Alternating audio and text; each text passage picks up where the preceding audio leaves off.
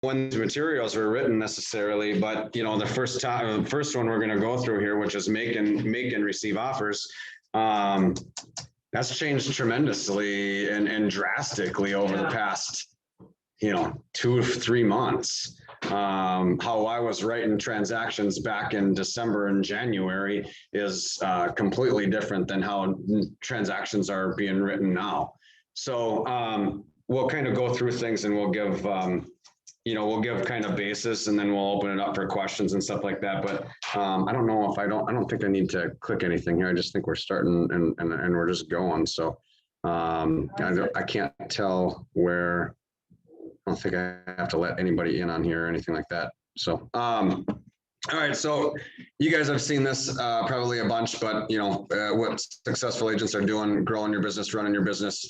Obviously, we're to that point where if we're signing listings on and there's showings, or we're on showings, it's to get to that point where that client says, hey, this is my house, Jeannie, like, let's make this happen. And what was your name? Elizabeth, perfect. So we've got that. All right, so we've got some people coming in. So, okay, cool. I see how it's going to work then.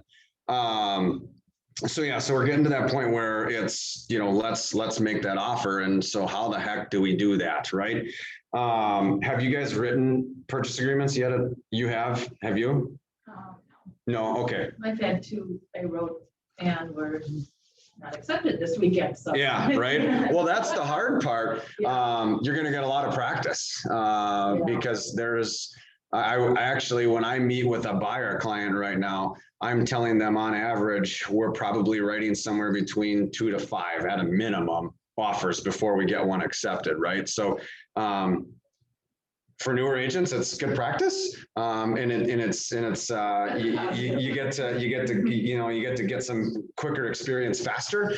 It is obviously not always fun to have that difficult conversation of, hey guys, unfortunately our offer wasn't accepted. But that's something that's just the nature of the beast. I've been selling real estate for 17 and a half years, and this is easily the most challenging market. And I would say it's almost challenging on both sides, because the listing side of things, it's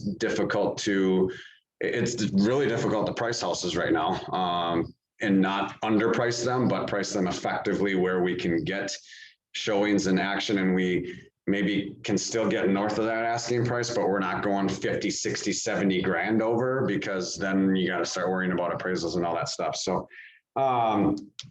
yeah, you guys let me know if you guys have questions along the way. I'm very much a fan of being more interactive than sitting up here and, just kind of spewing off of, pre-printed materials and stuff like that. So if we've got questions along the way, interrupt me. Same with the Zoom people. If you guys are having questions, shout out. So today we're going to focus on making. We've got 2 kind of deal. We've got 2 classes here that we're going to try and cram into one. I do sometimes get long-winded. And so bear with me if that happens, and just say, hey, we got to move on. But we're going to first focus on making those offers for our buyer clients, and then we're going to focus on negotiating those deals, right? So there's 2 facets of that equation. One is making the offer, 2 is negotiating. I will say in this market, the art of negotiating has somewhat kind of been taken out of our hands a little bit, because it's oftentimes just about how high can you go, right? That being said, if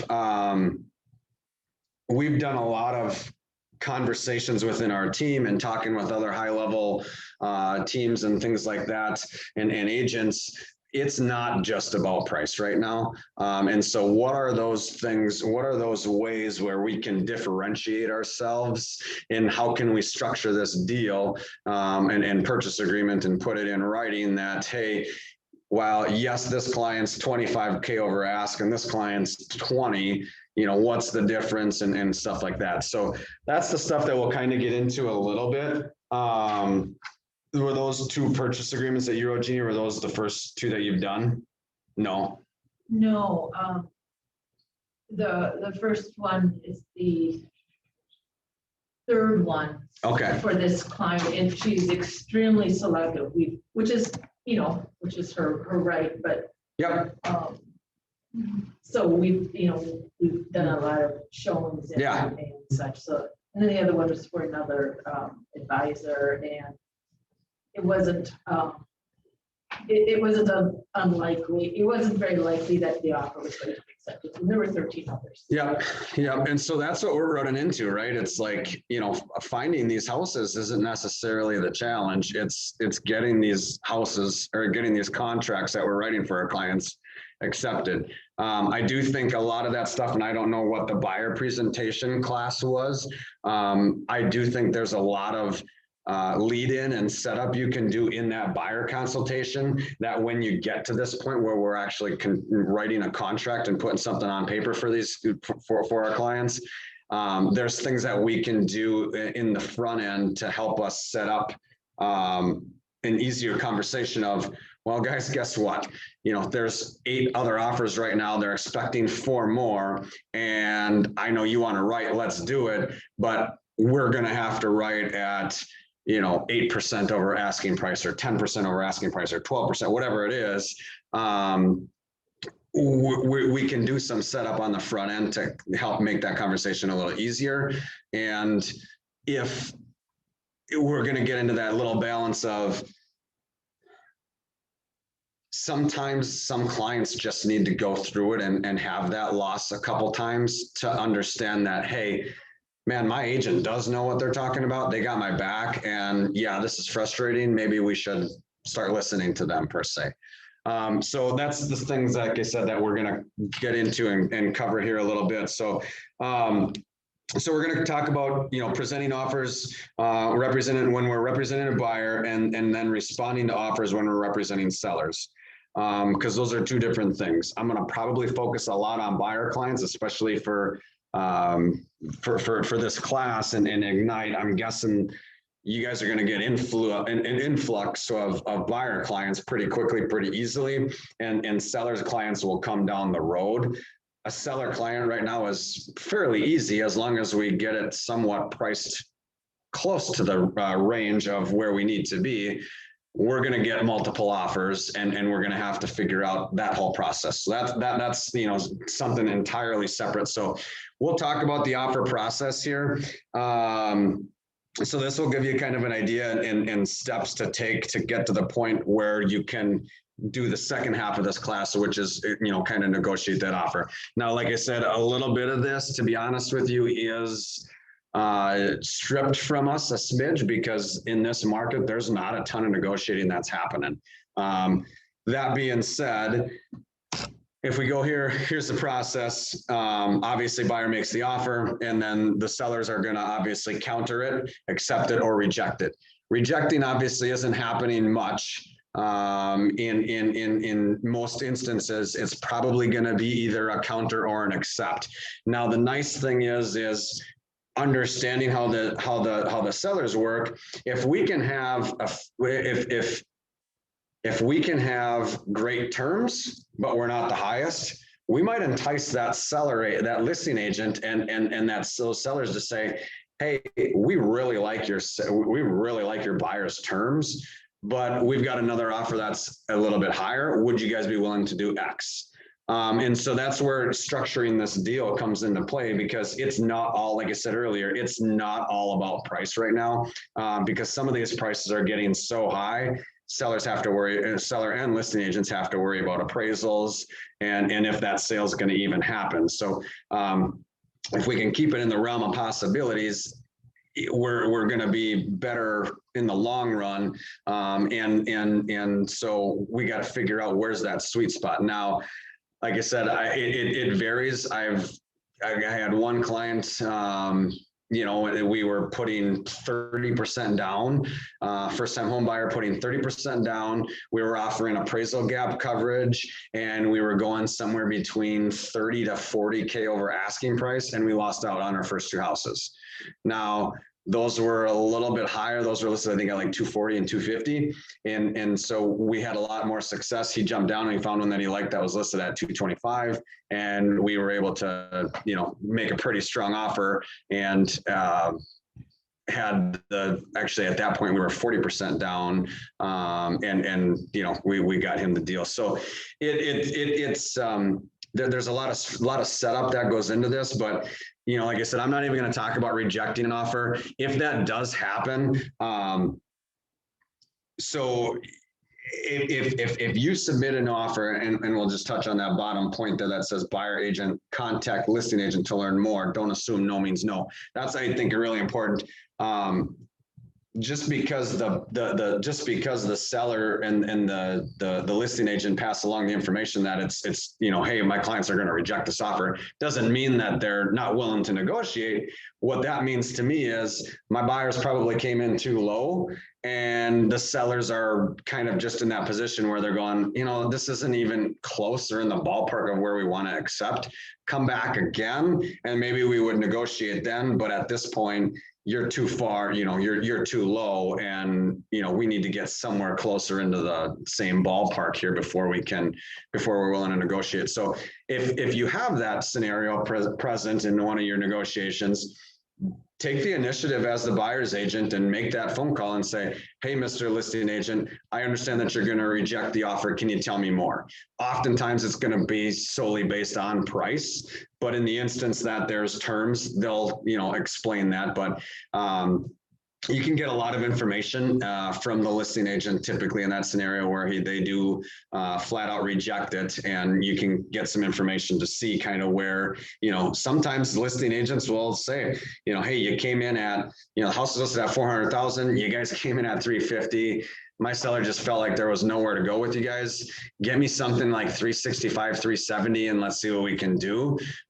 Maybe your buyer doesn't want to, and that's, so you got to have that, so much of this is kind of intertwined, but the other thing that you got to be comfortable with in this market is really dissecting that market quickly for your buyers, so you can confidently say to them, hey, this house is worth X, or I think you're okay going up to X. And so just having those conversations. I'm not going to talk, like I said, a bunch about the rejection of offers, because typically it's going to be in this counter offer or acceptance. Obviously, acceptance is self-explanatory. You guys throw an awesome offer right at them right away, and it gets accepted, and you're moving on to the inspection phase.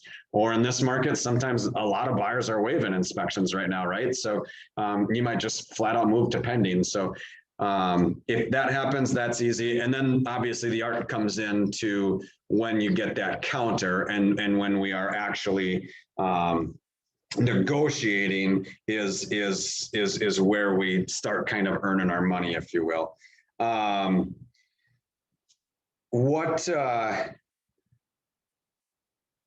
For you guys who have done, have clients and have written offers, what emotions do you guys experience, or what do you think your buyers and sellers experience when you guys are presenting or, drafting up offers? We haven't written one yet, but we're about. Okay, right, So cool. this is good timing. Perfect.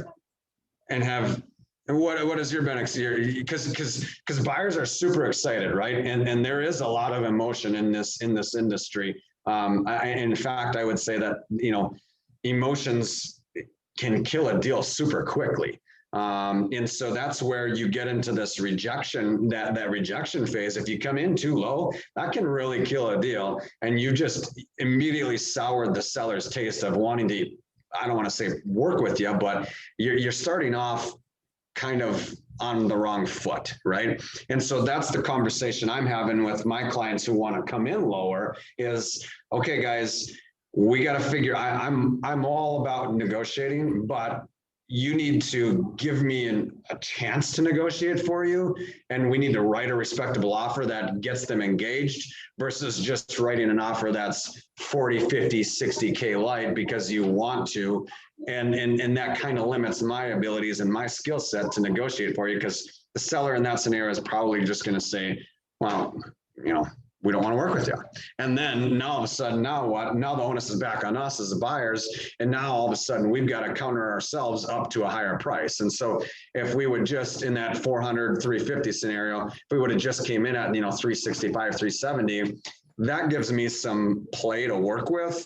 Whereas coming in at 350, et cetera, there's not much I can do with that. And so explaining that to your clients and getting them on board, like I said, there is hopefully, the nice thing is this is coming at the end of perhaps a multi-week, perhaps multi-month experience and engagement with each other. And so you're going to establish a little bit of relationship with them. You're going to establish some trust in them while you're looking at houses, while you're talking through offers and things like that. And so hopefully when they get to this point, they do trust you. You are certainly going to have some disc profiles, which I'm sure you guys have learned about that plenty, where some disc profiles on your buyers, they just got to do their own thing. And so as the agent, we have to make sure that we're keeping our emotions at check on those scenarios too, and not getting offended or taking it personal. And just sometimes, like I said earlier, sometimes buyers just have to go through that experience of loss before they say, man, my agent does know what they're talking about and I'm going to trust them kind of moving forward. So emotions are, like I said, emotions are running hot. There's excitement, there's joy, there's anxiety, there's impatience. And so us as a professional representative, we wear a lot of hats as a real estate agent, right? One of those hats is, to be honest with you, I've actually had clients say, man, Ryan, you're like a counselor. And so sometimes I like to just refer to myself as a consultant, right? Like rather than being an agent or a real estate agent, sometimes I just refer to myself as a real estate consultant because that's what we're doing. We're consulting with our clients. And ultimately, it comes back to them. Every agent is going to negotiate a smidge differently or approach their business differently. For me, I always want my clients to have a little stake in the game. I don't ever want them to be able to say, man, Ryan, you told us to do this and it didn't work and now they're mad at me. I will consult with them and give them all the information they need so they can make an educated decision and one that they feel is best for them. But I don't ever want to be the one who's telling them to do X, Y, and Z. I've been, like I said, doing this for 17 and a half years. I've done, I don't even know, 30 to 50 deals a year for the past 15. And I, knock on wood, I've not had any litigation against me and anything in that manner. And I feel like a lot of that is because I'm not telling my clients what to do. And nobody likes to be told what to do, right? Telling is selling in this industry oftentimes. And so if you're telling somebody to do something and then it doesn't work, or you're, especially right now, if you're telling them to waive an inspection contingency and then they move in and then something goes haywire and they're going, well, what the heck? You told me to waive my inspection contingency and this is something that could have been done. So have that, have that conversation instead of telling them that, have that conversation of, hey, just so you know, there are, blank amount of offers on this house. One of the things that you could do as a strategy to strengthen your offer would be to waive your inspection contingency. Now, here's the risks in doing that, and here's the pros in doing that, and here's the pros and cons. And you guys ultimately have to decide whether you want to do that or not. I've got some buyers that are like, no way in heck. On townhomes and condos, you can probably get away with it a little bit more. On houses, depending upon where they are, if it's newer builds and things like that, you can maybe get away with it. Some of the St. Paul stuff or Minneapolis stuff or older homes, Falcon Heights, Roseville, you're opening your buyer up to a little bit of liability there, that as long as you present it in a manner that, hey, here's why it would benefit you to waive your inspection. Here's how it strengthens your offer, et cetera, et cetera. And on the flip side, here's the risk. And ultimately, you guys need to decide whether you want to take that risk and get this house and do that, or whether that risk isn't, it doesn't warrant. Everybody's got a different risk tolerance. And so some people are going to say, hey, that's not worth it for me. I don't want to do this. A lot of things with Minneapolis and St. Paul too is, hey, a lot of things with Minneapolis, St. Paul too, is the sewer line inspections, right? And so if we're not having those conversations with our clients, the last thing you want to do is have them, this is the probably the ultimate worst case scenario. They buy this house and everything goes great for, let's just say 5-6 years. And all of a sudden they call you up again and they say, hey, we want to move. And so now they go to move, they get their house on the market that you helped them buy 5 years ago. And all of a sudden the buyer comes in and does a sewer line inspection. And those guys call you, the sellers call you up and they're like, well, what the heck is this? Why are they doing a sewer line inspection? And then you educate them on what it is. And then all of a sudden it's bad and it needs to be replaced or have a liner. And you're talking, $8,000 to $12,000, $13,000 worth of work. And they're going, well, what the heck? You didn't tell me about this when I bought this. And the sewer line inspection company said this has been there for like 7-8 years. We could have identified this. So that's where waiving your inspection contingency puts a little bit of risk on them, but more importantly, like I said, on you, making sure that it, coming from them, they're the ones who are making that decision is going to be crucial. Beth, do you have a question? All right, I'm gonna mute her then. Maybe not. There we go. All right, so let's see here. Do you guys have questions as from where we are at right now? No? Okay. Any questions online? Zoomies? No? All right, so the offer process, like we just walked through there. So now we're going to get to kind of preparing the offer, and I've kind of touched on it a little bit.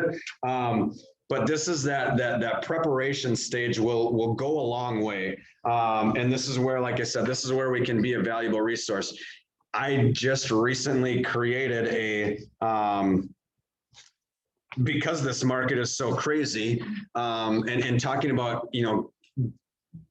setting ourselves up for success on the beginning, I just created a multiple offer strategies highlight sheet. Okay. And I've got 6 boxes on there. It's a front and back page.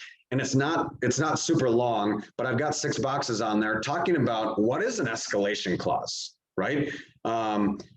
What is the sunset offers and things like that, where buyers are writing offers right now and they're saying, well, yeah, I know you just came on today and I know you're listed at 400, but if you accept my offer by 9 p.m. tonight, it escalates up to 425. So you're getting those offers where people are doing that. You're getting, like I said, waiving inspections. People are writing inspection guarantees in there. So they're saying, hey, Mr. and Mrs. Seller, I'm going to offer you X. And I know I want to be contingent, and this is the way that you can kind of circumvent removing your inspection completely. You can draft up or put some language in the purchase agreement that states, let me think for 1 second so I quote it correctly. Something to the extent of how the buyers, and I got it written down on that sheet, but it's something to the extent of buyers agree to not make any inspection repair requests unless the amount exceeds a certain dollar amount. So it might be 4,000, 5,000, 6,000. So it covers your buyers for the major ones, but it lets that seller know that they're not going to be nickel and dimed, right? And so if we're looking at 2 competing offers and maybe we've got one that's a little bit higher than the other, but one's contingent on inspection and one's not, well, even if the one's not, or if the one's that's higher, that's kind of going to be the one that we want. But man, it is contingent on inspection. What if they want to back it down after getting their offer accepted and they want to negotiate $5,000, $8,000, $10,000 off of the thing? Well, now that kicks us below this other offer that didn't have an inspection. So you can do that. So you can offer an inspection guarantee. Appraisal gap coverage is huge right now. So, you write a clause into the purchase agreement of, in the event that the appraised price is less than the purchase price, buyers agree to, bring an extra $10,000 or up to an extra $10,000 in cash to circumvent that difference. And any amount any amount in excess of whatever you put in there for that amount, any amount in excess of that amount, buyer and seller agree to renegotiate the contract. And if a agreement can't be reached, buyer and seller shall immediately sign a cancellation directing earnest money to be returned to the buyer. So, that's where, like I said, this preparation stage, it starts well before we actually are writing this offer, and we can start doing this in the buyer consultation. We can start doing this on the showings. If you've got a buyer that's looking and they're pre-approved up to 300, and you see something that they like that's listed at 295, and there's already 6 offers, how do we have that conversation with our client and say, hey guys, I know you really like this house, and it's great, but there's already 6 offers on the table. Your max is 300. That's a difficult conversation to have. So how can we have that strategically where they kind of self-discover? Because that's what we want. We want them to kind of self-discover and versus us telling them, well, you don't have a shot.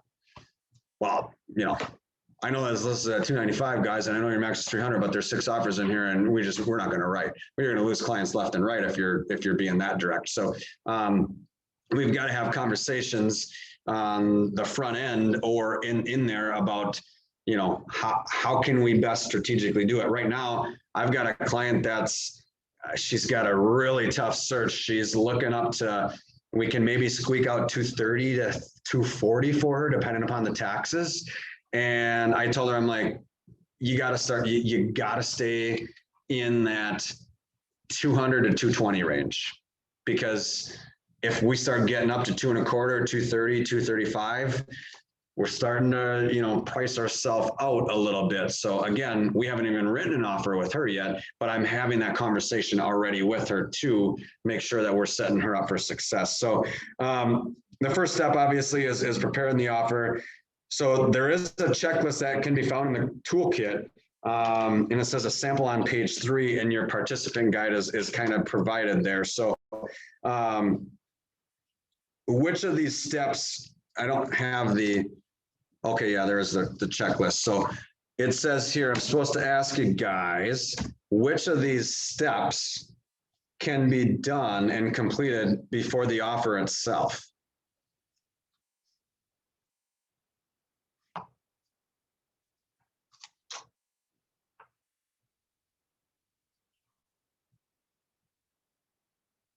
All of them. Correct. Yep.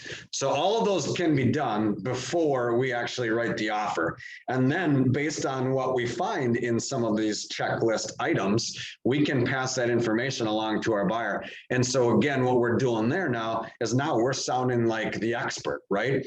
One of my favorite lines in this industry is we do get paid very well for what we do. And so between scripts and sounding like the expert and numbers, et cetera, sound like the expert you want to be paid like, right? So if you want to be paid like a professional top real estate expert, sound like it, right? If we're sitting there and we're going and I know sometimes on the first few, there's gonna be a little of that, but consumers can pick up on your confidence level quickly, right? And so if we have reservations about our abilities to do something, and we're nervous and we're presenting in an unconvincing manner, the consumers are going to pick that up too, and that's going to waver their confidence in you. So, like I said, sound and act like the expert you want to be paid like. So the first thing that I would say is going to be the most crucial thing and this is kind of in this preparation stage still, especially in this market, building rapport with that listing agent is by far the most beneficial separating technique that you can do prior to submitting your offer. I sell both listings and buyers. There's nothing more frustrating than when I've got a listing on and I get an offer just randomly pops into my inbox and I've not had any text, any calls, or any communication with that agent. I know nothing about them. On the flip side, if it's close, and especially in this market when we're looking at 4, 5, 6 offers or more, perhaps, differentiate yourself from that other agent. Call them up. Hey, Kate, this is Ryan Radke here with Keller Williams and the Odd Couple team. just wanted to give you a call on 123 Main Street. I see you've got a few offers on the property already. Are you expecting more? How many do you have? Okay, great. When are the sellers wanting to close? Have they found something? A lot of these questions that you can ask on the front end to benefit and help set up your client's offer. And what you're doing is you're building rapport with that agent because you show like you got an vested interest into this transaction, right? You show that you are a professional, and that agent is also going to have more confidence in you to get this job done. If I'm competing, and I'll just make it simple, if I got 2 offers and I've heard from, and I've had communications with one agent and I haven't had really much of anything from the other, if they're identical, that agent who's been communicating with me and has been, dialoguing back and forth and been responsive on texts or emails or what have you, that agent is going to have a huge advantage when I'm presenting that offer to my sellers. And I'm saying, okay, guys, look, here's buyer A. This agent's been awesome to work with. She's been super communicative. They reach out to me in advance. They ask me these sort of questions. That's somebody we want to be in partnership with when we accept the offer, versus this person here that, while I know it's about identical offer, I haven't heard from this agent at all. I don't even know, I don't know anything about them. And so me as the listing agent, I'm going to say, let's go with the no one. So let's go with the no one. We know that this agent's communicative. We know that he's invested in the transaction. We know that he's representing his clients correctly because they're having these conversations up front. And so that's a big differentiating piece that you can do on the front end to separate yourself from your company, from your competition. So build rapport with that listing agent. And like I said, questions you can ask. Do the sellers have a home in mind, or do the sellers need to go buy a home? If they don't need to go buy a home, well, do they want a quick close? If they do have to buy a home, do they have anything? Have they identified anything? Have they been out? Do they want a quick close so they can go find something? Or sorry, do they want a longer close so it gives them time to go find something? Do they want to rent back? That's one in my multiple offer strategy sheets right now. That's one of the things that I have on there is offering a rent back to the seller. And if you're not familiar with what that is, educate yourself quickly on it, and we can chat about it too. But a rent back, it would be like a 30 to 40 day close. And then you can offer a rent back. So then those sellers would stay there for like a couple months, 60 days kind of seems to be the norm. But what it allows them to do is it allows that seller to be more competitive when they're out in the marketplace as a buyer. Because now, if I've got 2 offers that I'm looking at, and I've got one offer that's contingent upon the successful closing of a sale, which is what they would be if they just did a long close, and I've got one offer that's seemingly non-contingent on the sale of any real estate because it's already been sold and they just did a rent back, that's more safe, that's more secure for my sellers to accept. So, look at rent backs. Again, in 17 and a half years, I never had to do a rent back until now. And now it's one of those strategies that I'm having, and if you're representing the sellers, you got to have that conversation with your seller of, hey, do we want to do this or do we want to do this? Because as sellers, we kind of call the shots right now. And so is it a scenario where we want to have that safety net of knowing we have a long closing and we're not going to be homeless because hopefully we'll be able to find something in the next, 60 days or whatever it is? Or are you going to benefit more from having a quicker close, doing a rent back for a couple months, still staying in your home, but your purchase on the flip side now isn't going to be contingent on you closing the 123 Main Street, right? So so like I said, yeah, having those conversations with that listing agent when we're representing the buyers is definitely going to be beneficial and stand out from perhaps some of those other agents. Obviously, in this quick market, time is of the essence, right? And so we're seeing quick turnaround times. I mean, I've got a listing, and if you guys have buyers right now, you guys know things are filling up fast. A listing gets put on the market as a coming soon, and it's going on the market in like 2 days. You got to be on there and you got to have those showings scheduled. Otherwise, you're going to be a day or two out. I had a client that just emailed me last night. She texted me and she wanted to go see a new listing that was incoming soon. And went on the market today over in Fridley. And I pulled up the showing time sheet when I got here, or when I got to the office today, and the showings were all booked out for today.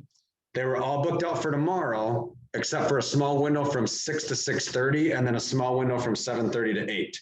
Okay, so that's where, you know, we've got to be, you know, time is of the essence, even that early. We haven't even written an offer yet, but man, we've got to really be on the ball. The nice thing with, I don't want to say the nice thing with the market, but we're not doing the caravan of showings anymore, right? So like before, you know, you'd meet with a client and it'd be, hey, let's go. We're going to catch up to the market, and it's going to take us a couple times out, and we're going to go look at 6 to 8 houses this time, and then we'll go out again and we'll look at 6 to 8 more. Those are going to kind of be your top lists, and then we're going to go from there.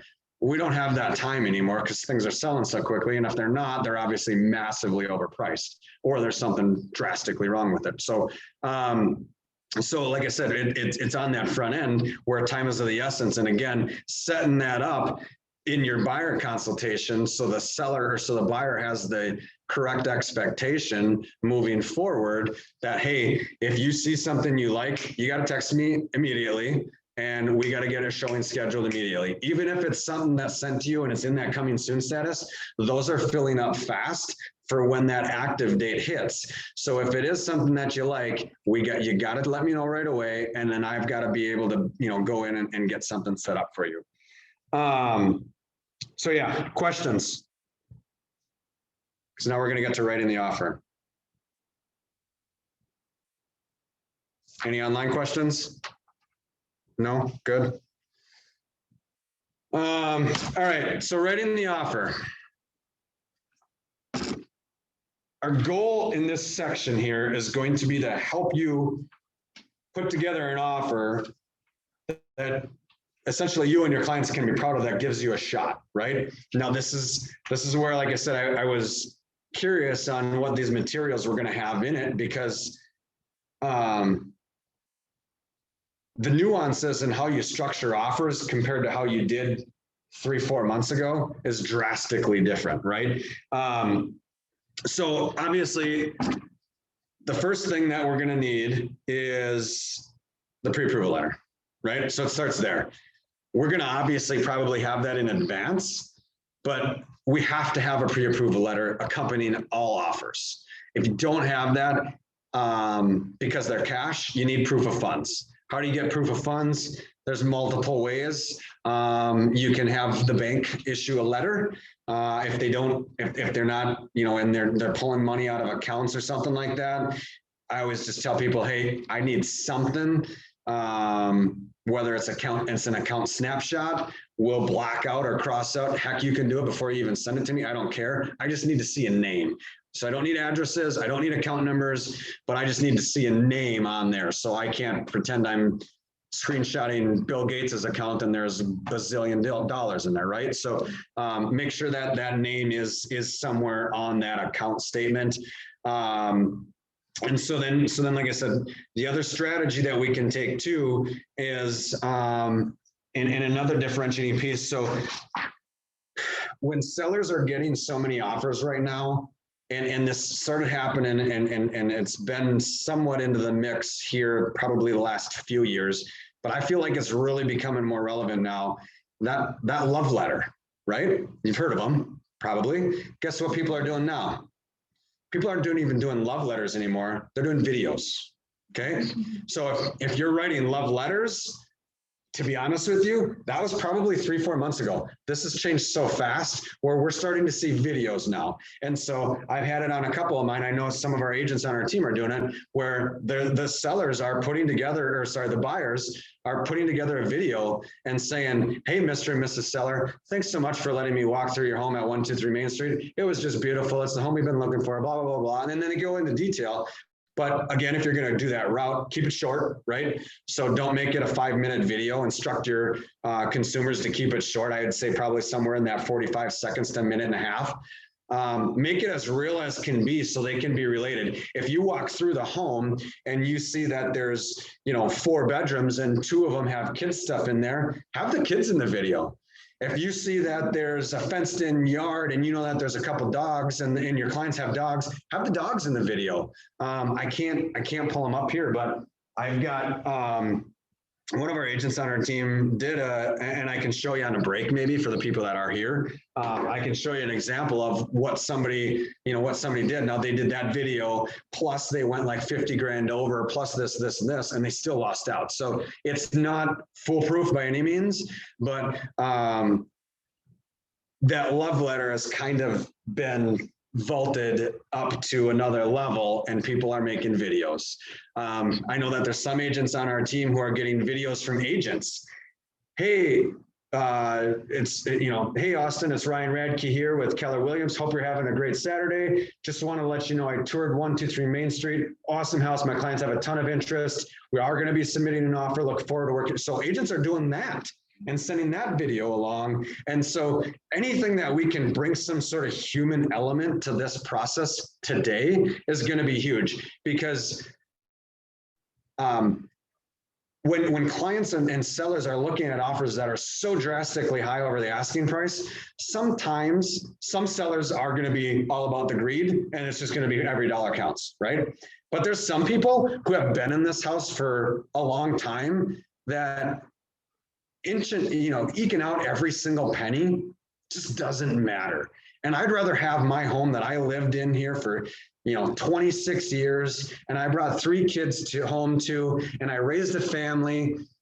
Man, if I can have a video that connects because there's that, I see a couple kids in there and stuff like that, that's the stuff that's winning offers right now too. So just like I said, be creative, right? Just be creative. So then when we get to the actual offer portion, so checklist for writing an offer, like that's on the screen here, putting together the seller offer. This is where you guys are going to shine. Price and terms are going to be the number 1 and number 2 most negotiated thing on a purchase agreement.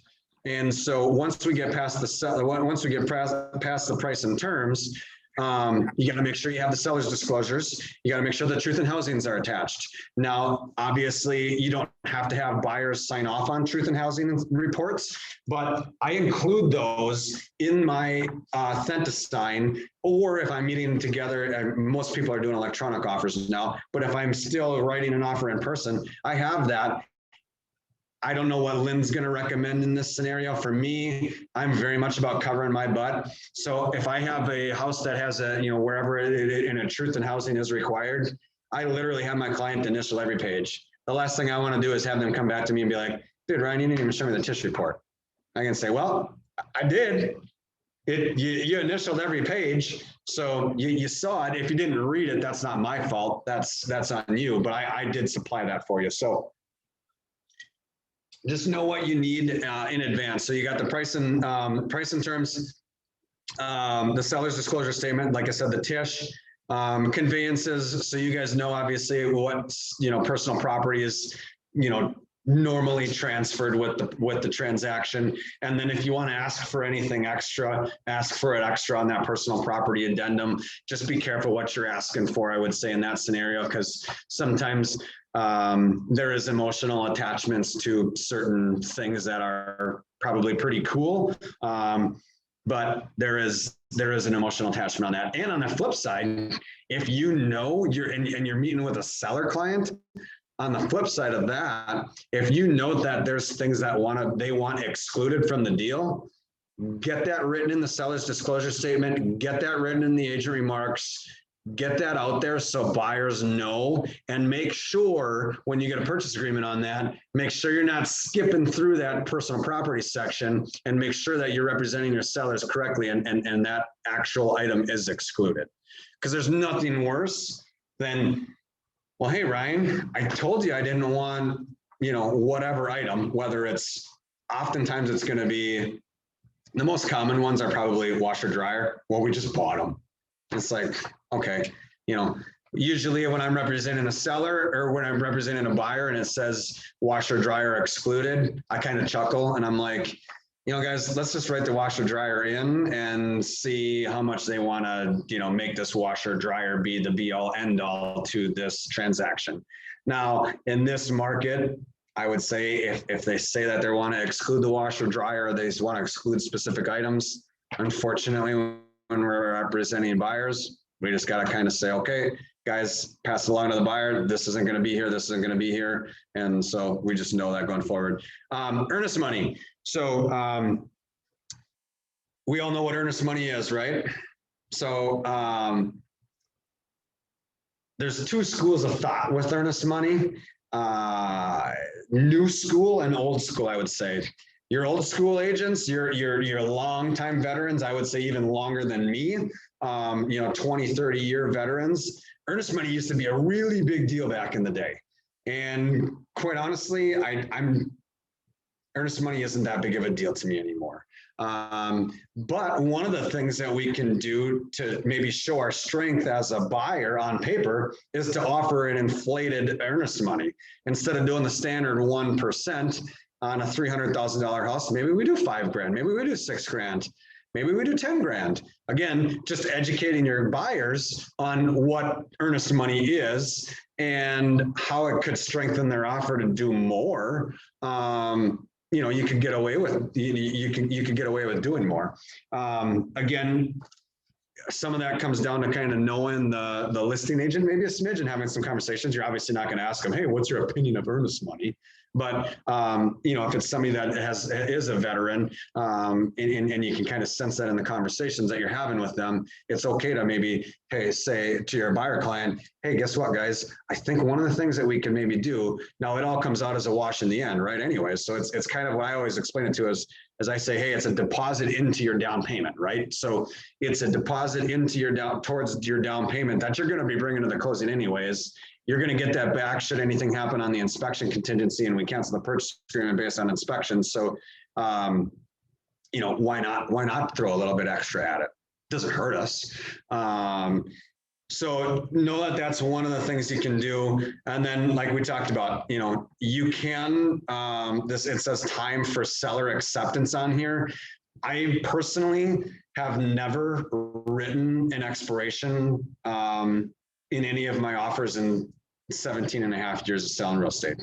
I think that completely starts the negotiations off on a tense note, and sellers are going to instantly be like, why are you trying to make me make a fast decision?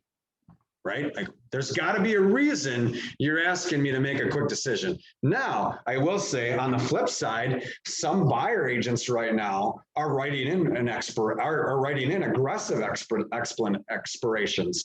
And so, you know, like say that Fridley house, to be honest with you, it went on the market today with all day showings today and all day showings tomorrow. We'll be in multiple offers probably by tonight, right? But what an aggressive agent might do in that scenario is, hey, here's my offer. I know you're listed at 225. Here's my offer for 240. It expires at 9 p.m. tonight. Or the other thing I know some agents are doing is, hey, here's my offer for 225. If you accept my offer and then you write in language, if seller agrees to accept purchase agreement in full, prior to on or before 9 p.m. on such and such date, which would be today, buyer's offer escalates to 240, 245. 245. So those are the two strategies that with time of seller acceptance, those are the two strategies that people are using right now. Okay. So one is just a flat expiration and they're just blowing it up. I had one that it didn't work out, but I had one that I put on the market on a Thursday for $495. And by Thursday night, I had an offer for $540,000 and it expired at 9 p.m. that night. So one day on market. Could you please repeat that? How did you, how do you do it? How did I do what?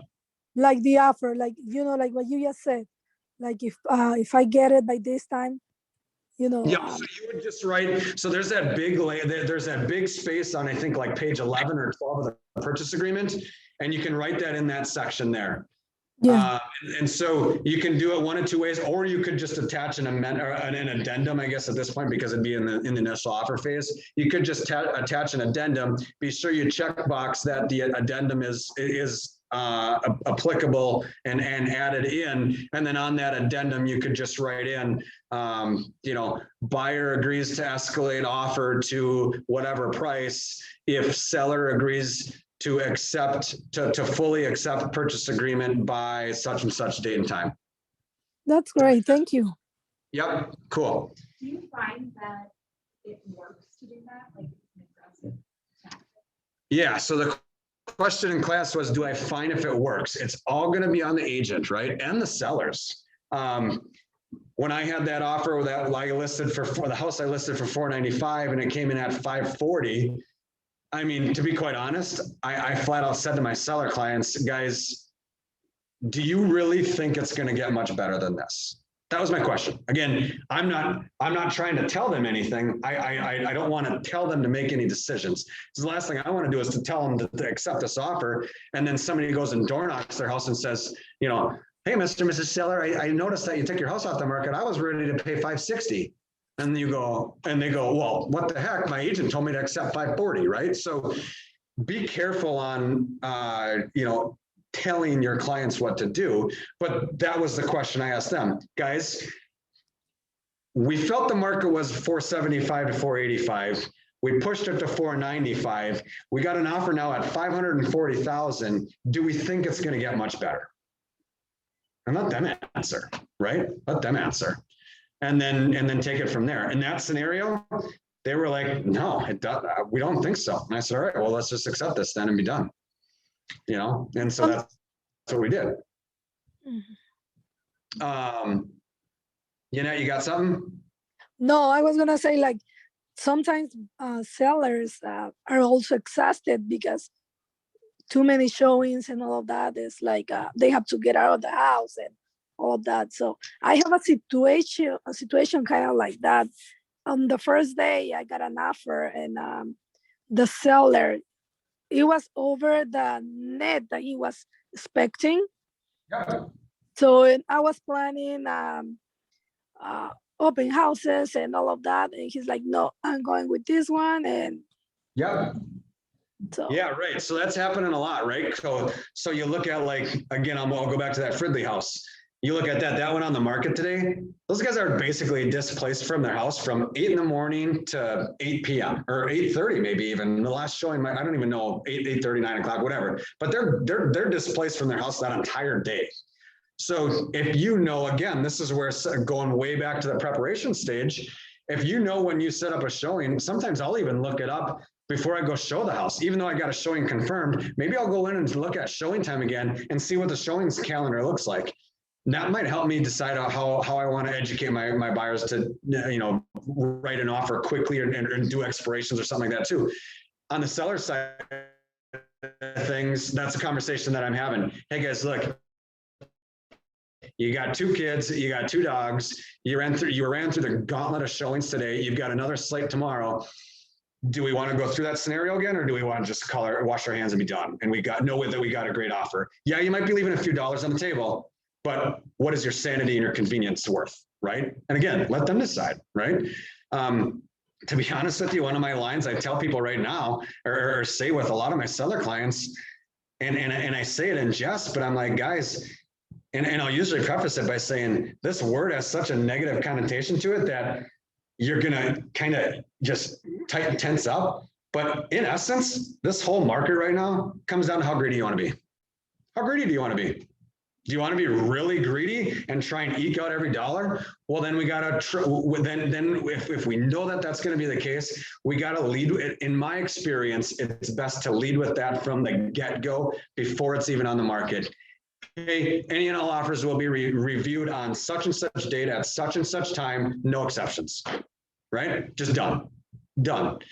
You might get some feedback, just beware. I did that even a couple years ago, and actually it was my neighbor's house. Literally my direct next door neighbor And so I did that scenario where we led with it. Any and all offers that are gonna be submitted will be reviewed on such and such date and time. First showing, or one of the first showings, first day.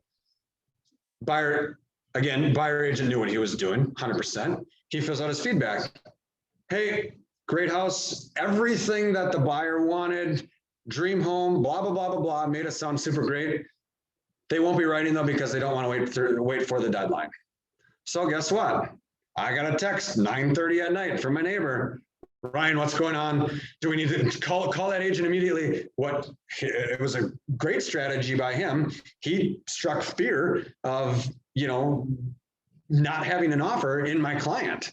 And so now I had to have a conversation with my seller there and kind of control the emotions. Again, going back to the beginning of the class, there is a lot of emotions in this industry. And so taking it back, we had to figure out do we want to risk it or not? That's up to you guys. And they're like, well, take that language off the MLS, call that, so here I am, it's 10:15 at night. Now I'm calling that agent, hey, get me an offer. This scenario is actually really funny because I said, hey, get me an offer and we'll accept something as long as it's reasonable, we'll accept it right away, right? And again, this was a couple years ago, probably 2 or 3.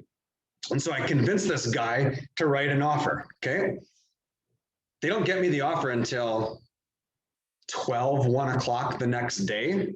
Well, guess what? There was morning showings. Well, now the morning showings are interested. Okay. So now this seller put me in a kind of a crappy scenario because now I've got to go to this buyer and say, buyer A, and say, hey, I know I told you to submit an offer. And I know I told you just to give me full price and we'd accept it.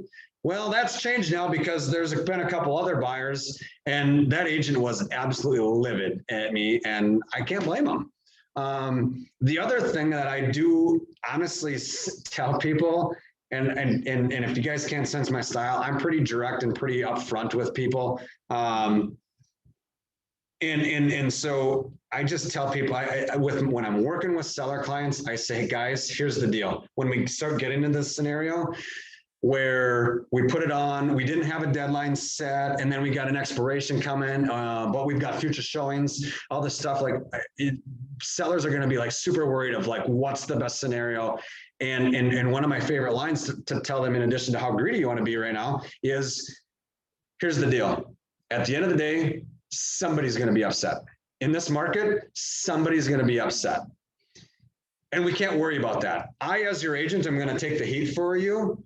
You need to figure out what's the best scenario for you, and I just execute on your plan. So don't worry about pissing off, sorry for my language, don't worry about upsetting the future showings. If you've got something here that's acceptable, let's just be done. And on the flip side, don't worry about upsetting that buyer that we have in hand. If we're confident in our pricing and we're confident in our strategies that we use to get this home on the market, and then we've got a bunch of showings scheduled, that first client that buyer A might be upset, but it's okay to go to him and say, hey, you know what? Thanks for the offer. Chatted with the sellers. We've got a lot of activity. They're going to wait to review offers until such and such date and time.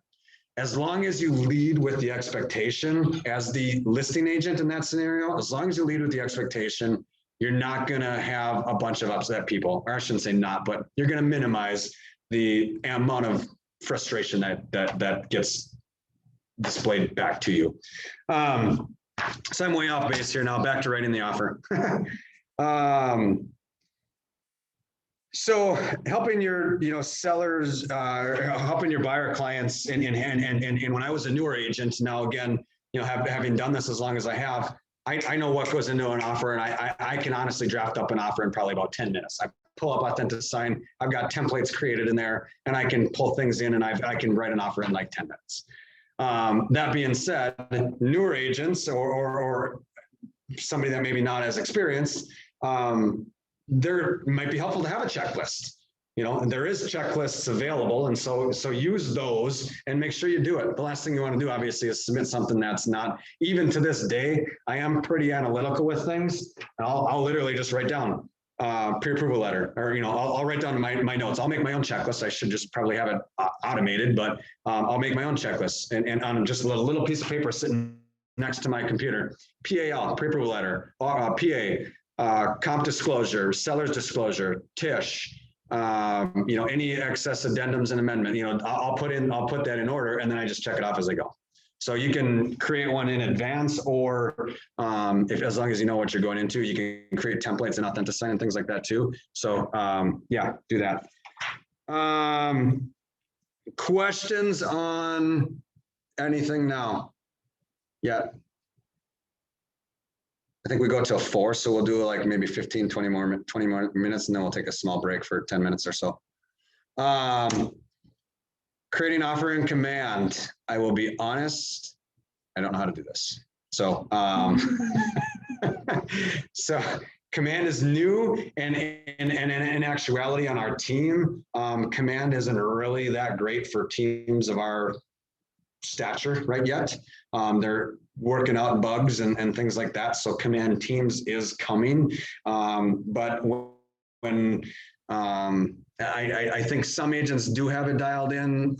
For us, we don't. So I'll be honest, I do not know how to create the offer in Command.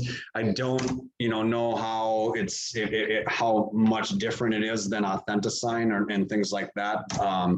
Obviously Authentisign is a free tool, but so here's an example of your cover letter, right? So, so we're cruising right along here now. Again, my goal is to hopefully try and finish this class, and then we'll kind of get to the negotiation component here for the last half. But I don't want to rush through this part, because I think, like I said, negotiating is going to go a little bit faster than this preparing the offer. So here's a cover letter template for you. Whether you do this or whether you have your clients do it, it's up to you. Obviously, I typically have my buyer clients do it. And I just say, hey, put together a letter. Well, what should we include in the letter, Ryan? Include in there what you liked about the home. Bring some human element into it. Who are you? Are you from around here? Are you moving into the area? Or did you move into the area recently? Pets, kids. You don't have to go through like specifics of like, just like I said, make it human. You don't have to say, well, here's my social security number and here's my blood type, but give them some info that's relatable, right? Bring the human element into this transaction. Like I said, this is something that I expected to happen. This is one of the first slides where it's been blatantly obvious that some of this class is old, because this has been kind of taken up a notch, and people are doing videos, like I said. So people are doing videos now instead of writing the cover letter. So just know that you know that you do that, and when you get these cover letters and you get these videos, when you're working with the seller, you're going to have to make your discretion on how you present those. Okay. Some agents don't present them at all. I know. Some agents will present all of them.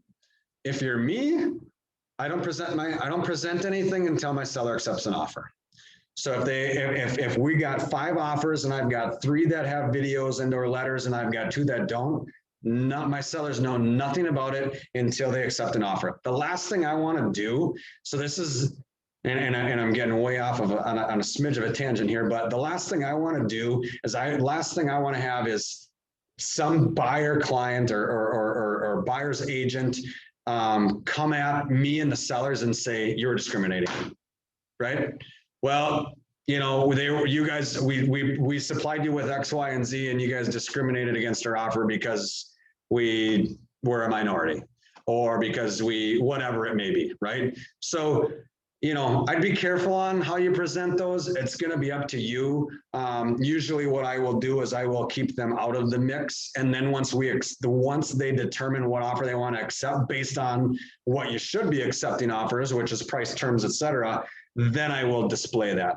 Now, if we've got a couple identical offers and they're like, man, Ryan, we're super torn, and, this offer is really good and this offer is really good. Maybe I say, hey, both these guys supplied a cover letter or a love letter. Do you guys want to read it? Sure. Okay.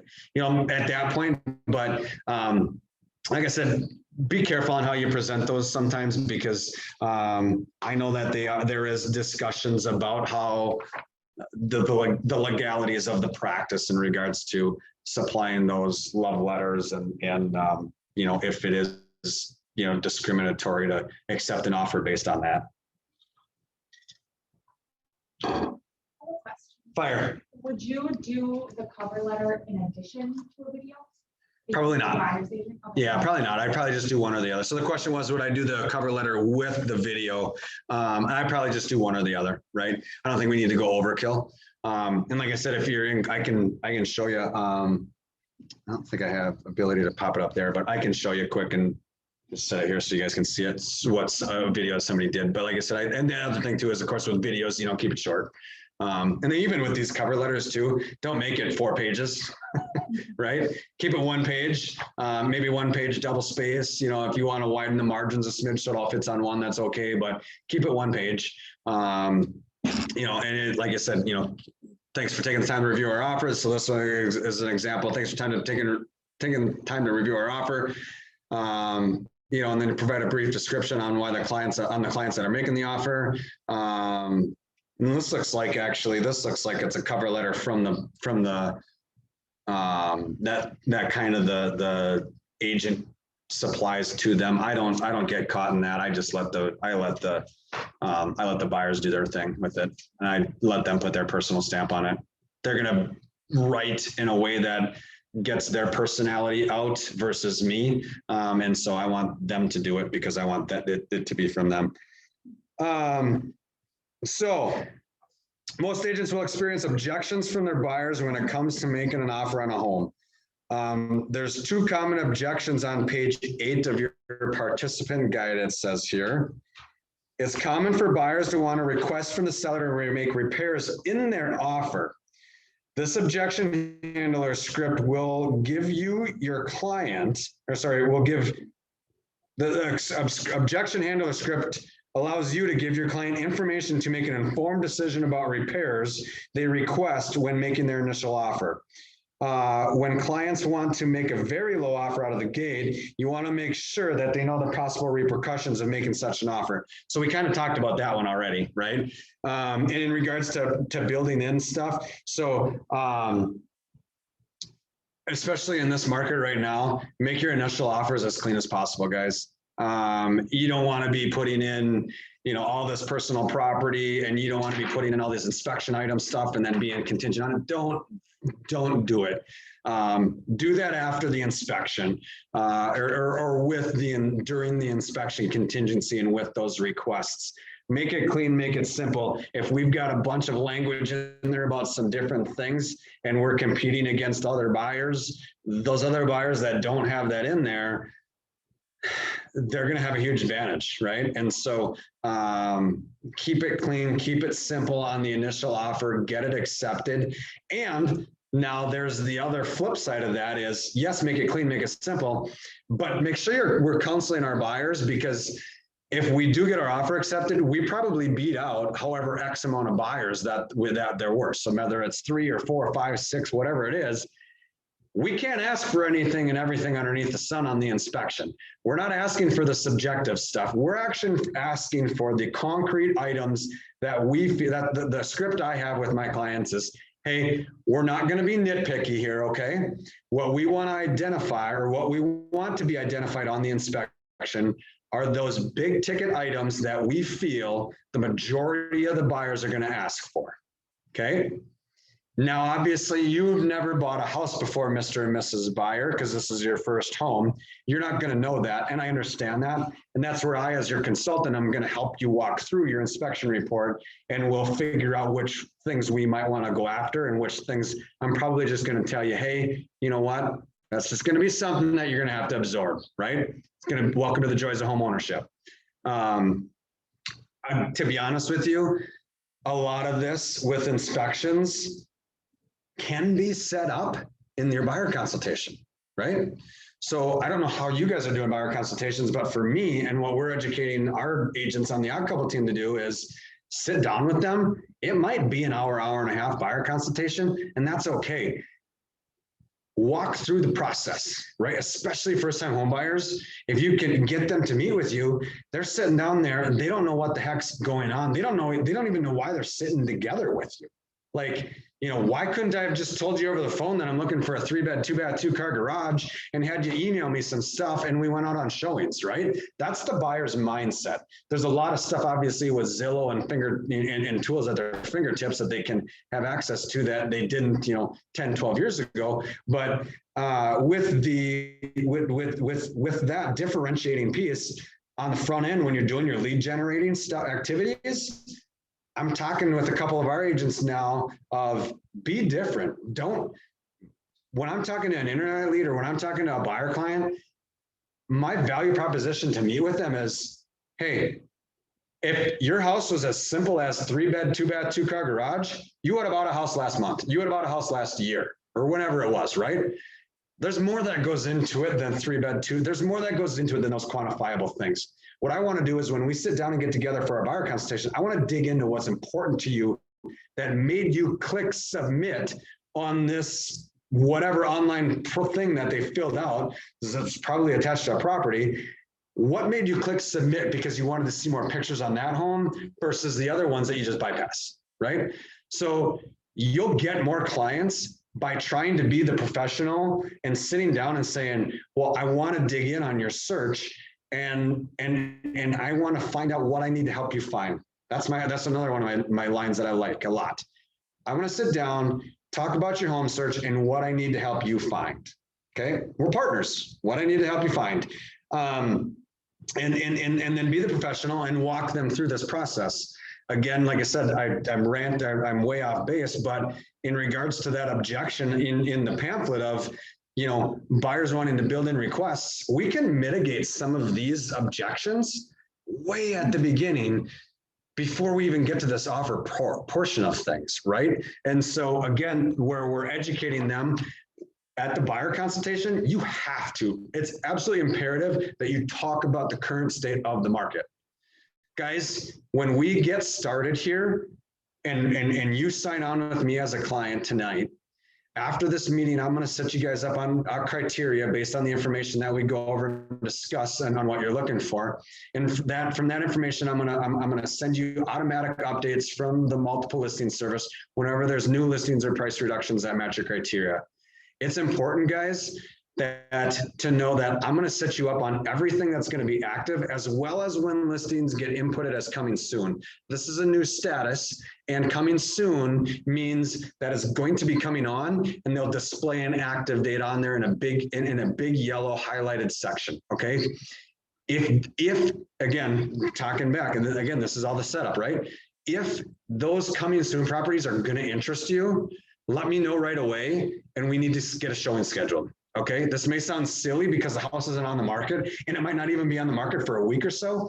But if that happens, let me know instantly, or let me know as soon as you can if it's something of interest, so I can go in and get a showing booked for that one of those first couple of days it's on the market. Because if we're not seeing houses in the first couple of days, we're probably not going to see them at all, right?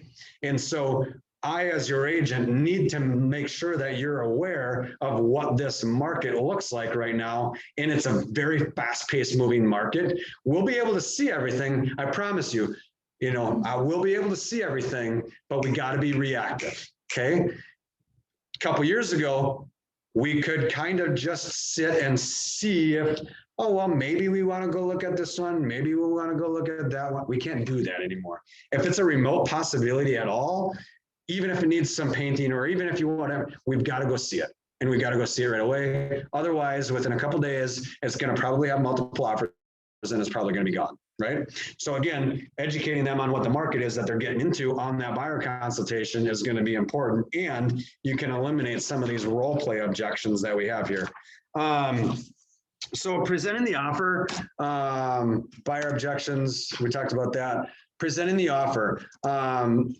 So again, here's the strategy that I do when I'm submitting an offer. Again, I've probably had conversations, and in that prep stage, I've notified and contacted that listing agent to let them know I'm going to be writing an offer, right? And so they're expecting it. Now, once we do submit the offer, I'll email it, right?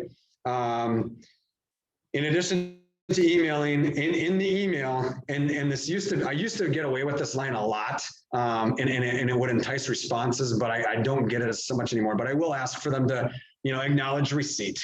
Hey, please acknowledge receipt of this email/offer with a reply back, text, or give me a buzz back so I know it's been received. Whatever, however you want to say it. Just I used to also put in there. And this will be for maybe in the future. Right now, it's not really applicable, but in the future, when your buyer clients submit an offer, they don't have any idea as to when's the seller going to respond. Some people think it's like days. Some people think it should be immediately. You got to know what your buyer's expectation is in advance. Or you need to be saying to them, hey guys, sweet. Now that we've filled out this offer, I'm going to submit it over to the listing agent. And I'll let you know when I find out. That's typically what I would say, something in that nature.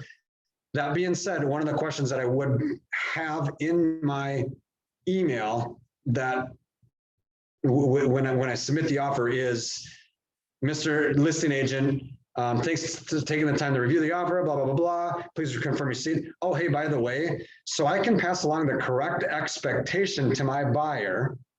When do you think your sellers will be reviewing and responding to this offer? Now, again, in this market, there's probably going to be deadlines and stuff like that. So you probably don't need to do that, but we aren't going to be in this market forever. And in the future, when it's something that's not such a fast moving market, that line is important, I feel, because it also, I feel it also puts a little bit of onus on them to get back to me with a deadline, right? Like, I don't want to have an offer. Again, it's not applicable now, but 2-3 years ago, I'd submit an offer and I didn't want them to sit on it for days, because if they sat on it for days, then I knew what was happening. I knew there was more showings happening, and I knew they were trying to get more offers. So I would just ask them. It's polite, it's kind, and it's not confrontational or anything, but when do you expect, or what's the correct expectation that I can pass along to my buyers as to when the seller will be receiving or will be reviewing and making a decision on the offer? So just know that too. But so like I said, send the offer to the agent. Yeah, you can set a deadline. Again, like I said, I don't really think you're setting deadlines in this market. If you do, like I said, I would highly encourage you to use one of those two strategies that we talked about earlier. And then consult obviously with your buyer when the seller responds. So they're going to have the offer, initial offer, and in this market, it's probably going to be either acceptance or a rejection. And if it's rejection, it's we didn't accept your offer, my sellers move forward with a different one, and then you just have to call that client and say, hey, it didn't work out. It sounds corny and sounds hokey, but I can tell you guys right now, to minimize the emotions that your buyer clients are going to have and the disappointment that they're going to have, I do mention it oftentimes, and I'll say, hey guys, I know this stings. In my experience, I can tell you that this one wasn't the right one for you, and I know that we will get the right one that is. Okay, so it sucks, right? They just lost out on their perhaps dream home, and it's going to sting for a couple days. So what do we do, and how do we present that rejection to that buyer is important, and it's going to separate you a little bit, and it's going to give them a little bit more confidence in you too, and kind of moving forward. So let's see, let me just look through here. The other thing I think you can do too, to be honest with you, when we're presenting the offer, to stand out a little bit, when listing agents are getting 4, 5, 6, 10, 12, whatever offers, it's very challenging and frustrating sometimes when I have agent A over here that says, hey, Ryan, thanks so much for, letting us tour your listing today, or you letting pass along, so whatever, blah, blah, blah, they do. Here's highlights of my offer. Purchase price, boom. Money down, boom. Earnest money, boom. Closing date, boom. Inspection contingency, yes or no. And they list out the highlights and they break it out. That's super beneficial. And so you can set yourself, separate yourself from some of the competition by doing that. Now, is it going to mean thousands of dollars in regards to your, buyer's offer? No, probably not. But if it's close, does it give your buyer the competition or edge on the competition? Yeah, again, that's all we're looking for, right? We're looking for those small advantages, those small wins that we can have that say, man, I want to work with Ryan's offer because he knows what he's doing. He filled out the summary. He called me. He's got his pre-approval letter. There's nothing missing in any of the forms. That's the buyer's agent that we want to work with, Mr. and Mrs. Seller, versus this one over here who sent us this offer randomly. I had to comb through this entire offer and figure out what the specifics were. And, I haven't literally heard from him at all. And kind of an AWOL agent. Like I don't want to work with that. I want to work with something, that I know is going to be, that an agent that's going to see it through to the end. So let's see. The presentation of the offer is just as important as the context of the offer. We don't really present offers anymore, right? So a few years ago, we did. A few years ago, we presented offers live in person. When I first got started, this market it was just about as crazy as it is now. And it was literally, you would sit in front of a house and there would be a line of cars. And so based on the cars, you knew how many agents were competing against your offer, right? And then you'd literally go in and you'd present to the seller and you'd walk out and you'd sit in your car. Next agent would go in, present the offer, walk out, sit in the car. And then all of a sudden, it was kind of fun and kind of cool because then all of a sudden, one car would drive away. And then another car would drive away and you're like, yes, yes. And so that was literally what the game was played. And then all of a sudden, if you were the last car there, you're like, yeah, sweet, we got it. And then you take your offer back in and you get the seller's signatures and that would be that. With the way technology is advanced, in the marketplace, presenting of offers isn't as common as what it used to be, especially with A, technology, and then B, COVID. So you don't really present in front of the sellers and listing agent anymore. But I do think, like I said, presenting is important. And I think a way you can take 5 minutes and present your offer to that listing agent effectively would be to, do the highlights and list out, what is in your offer. Inspection contingency, yes or no? If it is contingent on inspection, what's the time frame? When's the closing date? Do you have the underwriting pre-approval date in there, or are you box one on that section of the financing addendum? Things like that make it really simple. And then for me, when I'm the listing agent and I got that, it takes me 30 seconds to review the offer because all I'm doing is I'm just going back and making sure and verifying that he's, telling me the truth, which of course they obviously are probably, but I need to at least have that to make sure I'm not looking like a ding dong and say, oh, well, he said it was this, but it's this. Let's see here. Let's do a little role play here. Let me see. We've done a lot. So some of this stuff I've kind of jumped around because it says next section kind of talking about representing the seller. I've kind of talked about that as we've gone through this. But, for your first few, it says here, for your first few offers, you're right. You want to have your team leader, productivity coach, ALC member, mentor, whatever, review and look the offer over before submitting to your submitting to a listing agent, especially if you're going to get creative and start offering some of this, I don't want to say advanced, but this extra language in there. Yeah, I can leave you guys my cards. I don't have any on me, but I can review stuff too. For you guys. But like I said, the offer presentation and how it gets presented is important. Step one is your opportunity. Yep.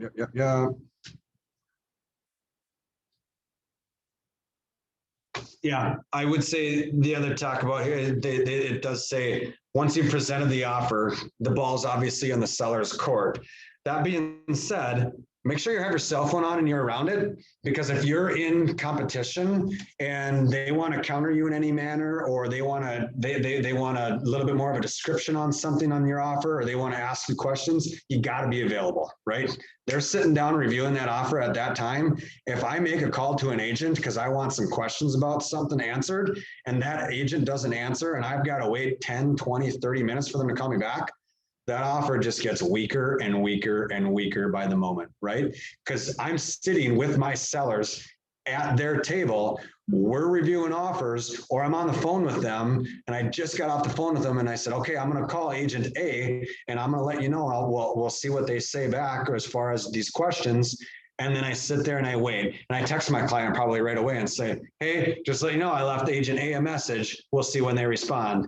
And if it gets to be 5, 10, 15, 20, 25, 30 minutes, like I said, that offer is just going, well, you know, how is he's this difficult to work with when he knows he's got an offer that he just submitted, that he knows we were reviewing at the specific time.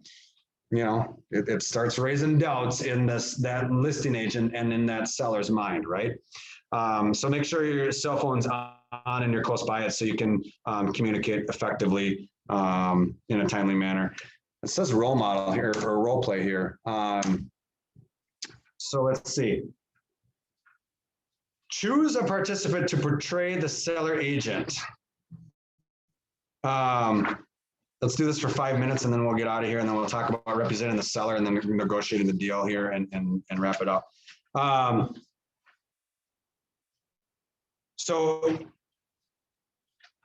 the call you would make to notify a seller of an offer, make sure to include details about a hypothetical buyer and their motivating for buying. You can find that script on offer on page 21 of the Elements script book. So do you guys have that with you? No? Okay. So who wants to be the seller's agent? Kate? Yeah. Sure. You're the seller's agent? Can't wait. Perfect. Okay, so I'll call you and I'll kind of go through some of the stuff that I would ask an agent, you know, when I would be submitting a buyer. So it'd be ring, ring. Hello? Hey, Kate, it's Ryan Radke here with Keller Williams Realty. How you doing? Oh, good. How are you? Good, good. Hey, thanks for taking my call. You got a quick few minutes? Sure do. Yeah. Great. Hey, we just toured your awesome listing at 123 Main Street there. And I'm just curious, do you have any offers on the home? You know, we do actually. We have at least 3 or 4. Okay, so you got a couple offers. And do you have you guys set a deadline yet then? Yeah, we're gonna do Monday at noon for highest and best. Okay, perfect. So this is a really important question to ask right now because you never know what they're going to say. If I got you an offer earlier that was acceptable, would your sellers accept a client? Would they accept an offer early? I believe they would review it. Okay, cool. And so talk to me about the seller's time frame. Do they got a house in mind that they need to go buy, or do they need to go find something, moving out of state, or what's that like? You know, I think they're building a house, so they actually want like a longer closing date, like mid-May. Yeah, makes sense. All right, cool. Are they so they've identified something and they've got their build closing mid-May? Yep, you got it. Cool. I'll pass it along to my buyers. Is there any other helpful things that I should know to pass along to my buyer clients so they can stand out in this offer?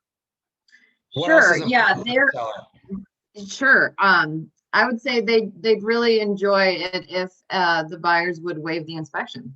Okay. Yeah, perfect. I'll pass it along. Just based on what the market is doing right now. Yeah, understandable.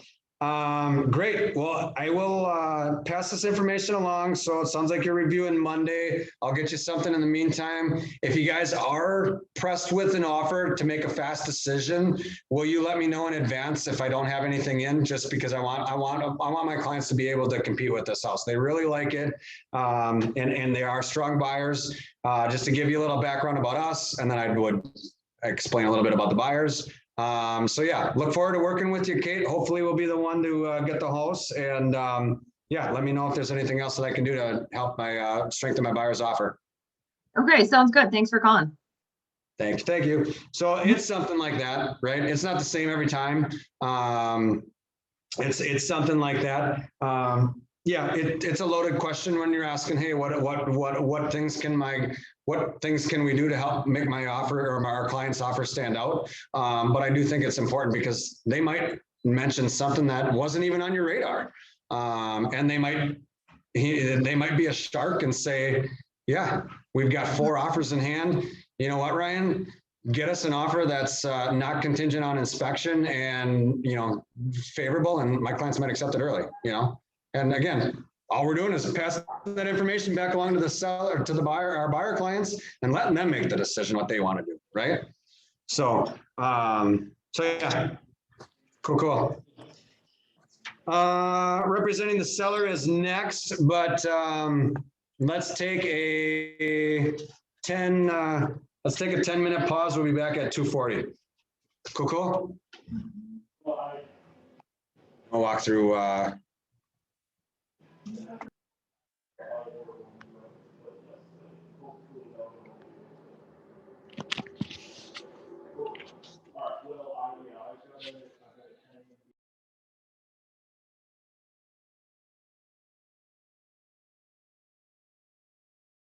To my buyers, so I give that to them at the buyer presentation after they sign on with me, so they know what some of the things I'm going to be recommending and perhaps what's going to be expected to give them an edge on the competition, or perhaps just be competitive.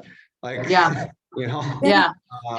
maybe it's more just about being competitive, and I feel like if I can do that in advance, it's way easier than saying, well, hey, Kate, I know that you found this house now. I've worked with you for a month and a half. We haven't written anything. And hey, by the way, you got to waive your inspection. You got an offer and appraisal gap guarantee, and you got to go 50 grand over the asking price. Oh, and you might not get it. Yeah.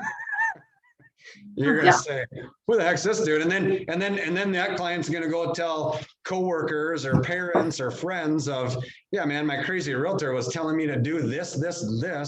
And, what the heck do you think? What do you think? And then, they're going, well, why in the hell are you doing that? You don't need to do that. I had a buyer the other day.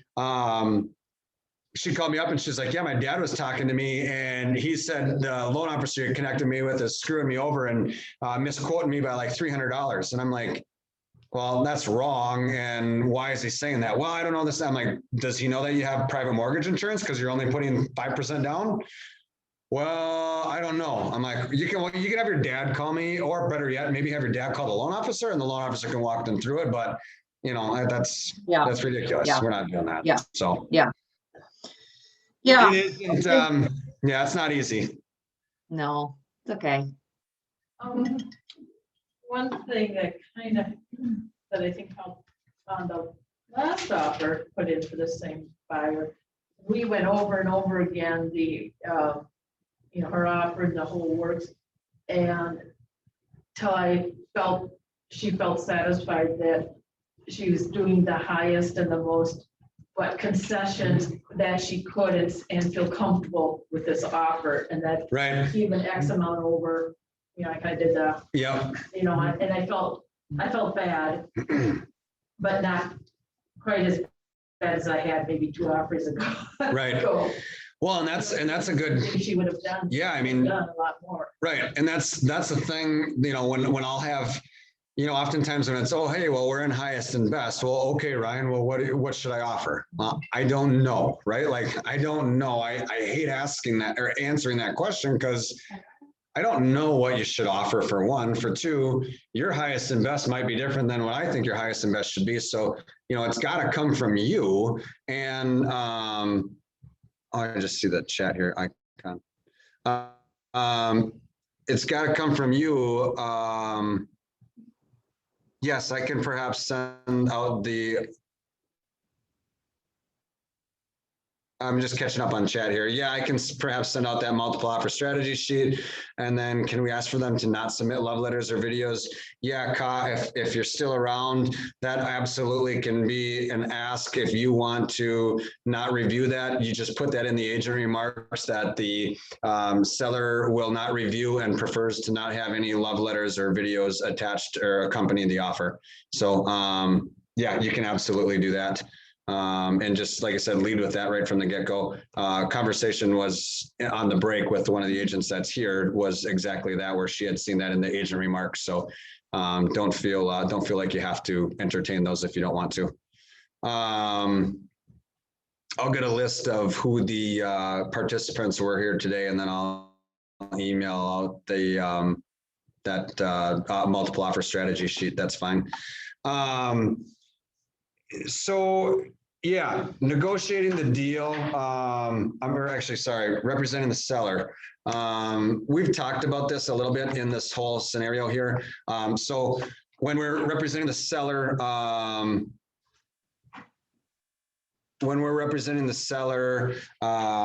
it's again, a little bit different, obviously, than when we're working with the buyer. So, when we're representing the seller, like I said, obviously we're verifying the address. So in this scenario too, right, with a lot of these multiple offers, creating just a simple Excel spreadsheet or something like that you can compare and keep offer, the offers differentiated on there is going to be important. I usually will name my offers, and I will usually name my offers with the agent name. So offer, rather than offer 1, 2, 3, 4, 5, and then getting confused, I just agent name is that, so if I've got, Shane, Austin, and Jason on my team, if they write offers, and those are the offer names. So here's offer Shane and here's Jason. And that's how I present those offers to my clients. You can obviously refer to them as 1, 2, 3, ABC, whatever you want. Just make sure if you're doing that, you've got a distinct way of keeping them separate. When we're reviewing the offers for the seller, obviously, like I said, we're looking at address, price, earnest money, time for acceptance if they did any expiration or anything like that. Pre-approval letter, you're obviously going to want that pre-approval letter. I would say a good standard of practice, if you're not doing it, would be to call that call that loan officer and have the conversation with them. Sometimes, again, we're going back to, I've kind of jumped around a smidge, but if we're representing the buyer, a differentiating piece that we can do when we're representing the buyers is to encourage that loan officer of our buyer clients to call that seller or to call that listing agent and say, hey, my client X, Y, and Z is going to be submitting an offer with Ryan Radke at Keller Williams Realty on your house at 123 Main Street. And by the way, I've reviewed their file. They're solid. They're this, they're that, blah, blah, blah, blah. And so that takes the onus again. We're making it as easy as we can for these seller and listing agents to present these offers. And so if we can do that and makes it less time consuming for them to have to pick up the phone and call that loan officer. But if you haven't received a call from the loan officer, you're going to want to have that conversation. It doesn't need to be super lengthy. You don't need to get into the nitty gritty so much, but you just need to make sure that they're approved. You don't want to have somebody that's, oh, well, yeah, they've, a good question to ask is, have you reviewed their income and assets? Have you verified income and assets? Because if it's just hey, they submitted a pre-approval, or, they did the application questionnaire and, they said they made $150,000. And so, yeah, they're good to go. Well, have you verified that, right? Like that's important. And so that's a good question to ask. And so, like I said, yeah, let's see here. I'm thinking. Pre-approval loan approval. So watch that loan approval. So in the financing portion of the purchase agreement, there's box 1 and box 2. I can't remember what lines they are. I think they're in like the 80s, maybe. 70s or 80s maybe, but there's box 1, which states that if the buyer can't, obtain a loan, basically purchase agreements canceled and earnest money is back to the buyer. Box 2 states that if basically you have to supply on or before that date that's written in there, you have to supply an underwritten approval letter. if you're representing the seller, it's cleaner, easier, and simpler if you can get box 2 checked. And I can make the argument that if you're in a multiple offer situation, having box 2 checked is going to be what you're going to want to do, because it, again, that's just a little term that can differentiate us from the other people. So do that on your offers as well. Closing date, obviously, you're watching. Home warranties, you're watching if they're trying to slide a home warranty in there on you. Make sure you're factoring that into the net when you're, doing any figures for the sellers and things like that. So yeah, it says here, first and foremost, thank the buyer's agent for the offer. Thank someone for presenting the offer as a small thing that can go a long way in your experience with the buyer's agent. I always respond. I always do it. If and this is where you're going to have different modes. Again, I've been doing this for a long time. I'm a huge fan of agent relationships out there. I'm not going to get on my soapbox, but I think the influx of new agents has really deteriorated some of the integrity that's been kind of this industry was built on. And so I'm a huge fan of agent relations from the standpoint that even after I close a deal with my co-op agent, I send a thank you note. And I send a thank you note and I send a business card. Because why? Because I want that agent to have a good experience, whether I'm the seller's agent or the buyer's agent. I send a thank you card and I say, hey, Sue, it was great. I just closed on one. I just wrote one yesterday that I closed last week. Hey, Sue, it was great working with you on 123 Main Street. Always fun working with a strong agent like yourself. You can find Granola and Gunpowder Podcast wherever you get your Best of luck. so give it a check. See how that was. Yeah, best of luck in this crazy market, and hope to work with you again in the future. Something simple like that, right? But just again, if I do that, it's all setting up to maybe stand out when all of a sudden I got to work with Sue on another deal. She can say, man, this agent was really fun to work with and they were great. We closed on time, they were communicative, all this stuff. That differentiates and that just benefits my buyer or typically my buyer client in this scenario, but that just benefits my buyer client in the long run when I come across that agent again, right? So yeah, thanks them. If you get an offer, acknowledge it. Hey, shoot an email back. If they called you or if they texted you or called you, acknowledge that you got their offer. Acknowledge there's nothing worse than being a buyer's agent. And when I send a text across and I send an email across and I haven't heard anything, so I call 30 minutes later and I got to leave a voicemail and I haven't heard anything. Now I'm sitting there going, well, I hope they got my offer, but I'm not certain. And then eventually, yeah, something comes in, but it sucks to be that agent that's waiting. So if you get something, just respond back, even if it's just a, hey, thanks, got it, we'll be in touch. It doesn't have to be much more than that. If you want it to, you can, just, yeah, make sure you're acknowledging that you got the offer. And the other thing here, let's see.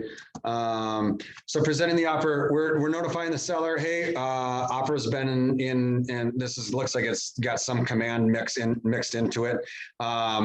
But obviously, yeah, so once you receive the offer, I will tell you guys right now, do absolutely 100% do not call your sellers until you get that offer in hand. Do not call them that you got an offer coming. Do not text them you've got an offer coming. Do not email them that you have an offer coming. There's stuff that comes up all the time where for who knows what reason, a buyer might decide to not write. And you don't want to have the expectation that you don't want to set the expectation for the seller that something's coming, then it doesn't. Because then that's just a conversation that you don't need to and or want to necessarily have. It's not want to isn't a big deal, but it's just a thing that you don't need to have. So, if an agent calls you up, hey, Kate, Ryan Radke here, Keller Williams Realty, just wanted to chat through you on 123 Main Street. Okay, great. Hey, my clients are going to be submitting an offer. Oh, sounds great. Done. Right now, if I'm Kate, I don't call up my seller and say, hey, good news. I just got off the phone with an agent who said they're submitting. No, don't make that phone call. Just wait till you get it in hand.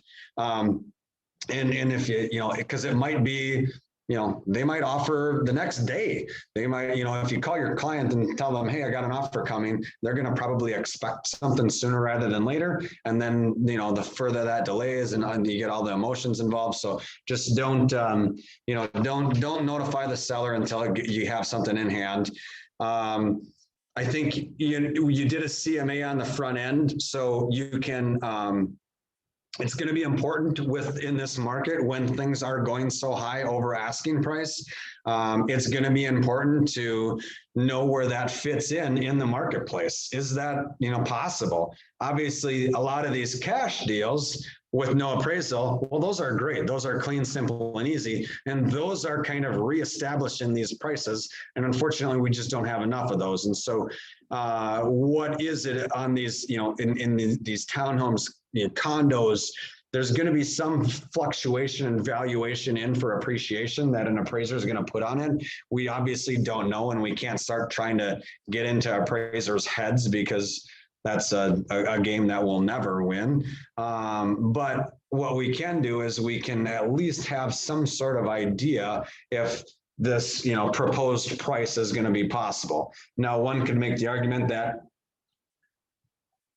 no matter what the price is, you should accept it anyways and work backwards from there if you do have to deal with a low appraisal. But there's, some agents, that want to, accept the most realistic offer too. And so that's just for you guys to update and kind of know when you're reviewing, when you're reviewing offers and things like that, just know that's, you want to be in there. There's no point in accepting something that's so unrealistic. I had an offer on I had a house down in Burnsville last year that I listed for sale for $300, which we actually thought was kind of pushing the market. And we had 13 offers on that one. And this was last year, but we had 13 offers in like 2 or 3 days of being on the market on that one. And I had one offer all the way up to 375. And my client was like, Ryan, this isn't even possible. We already felt like we were pushing it at 300. Like, why would I take this 375? And I said, it's up to you. And he's like, I'm taking the high, and your analytical numbers people are going to say, we're taking the high out and we're taking the low out and we're working with the mean in the middle. And we're going to work with one of these. Some agents are obviously, like I said, going to present it where it's just the highest and go.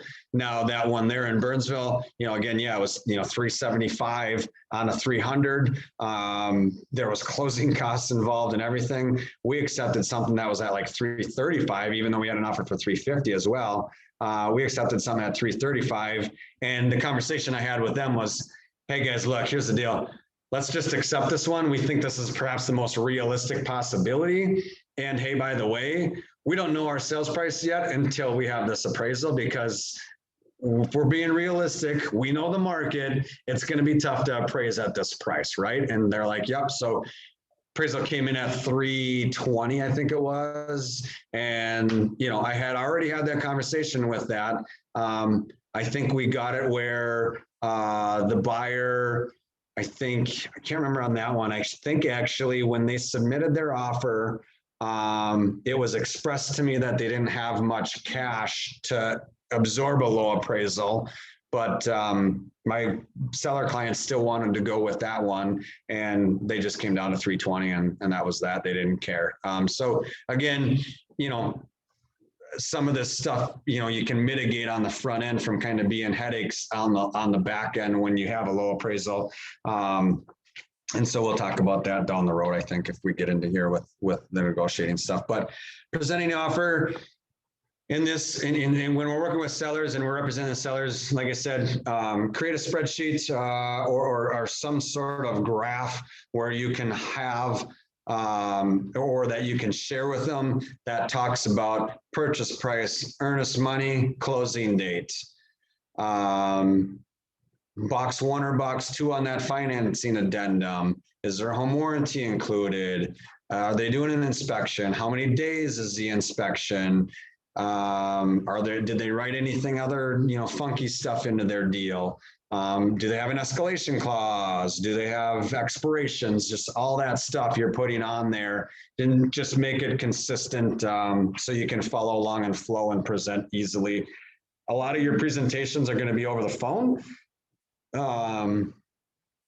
So if you're going, if you're going over the phone and you've got maybe, you can hop on Zoom and you can do a screen share and you can pull your spreadsheet up, that could be helpful. Do a Google Doc where they could hop in and share that Google Doc with them. You could do that. There's a couple different things you can do. But again, you're just kind of reviewing offers, and then obviously you're going to accept, reject, or counter those, just like you did on the buyer's side, like we talked about. Those are the three things. So now that we presented the offer, we got to respond to the offer.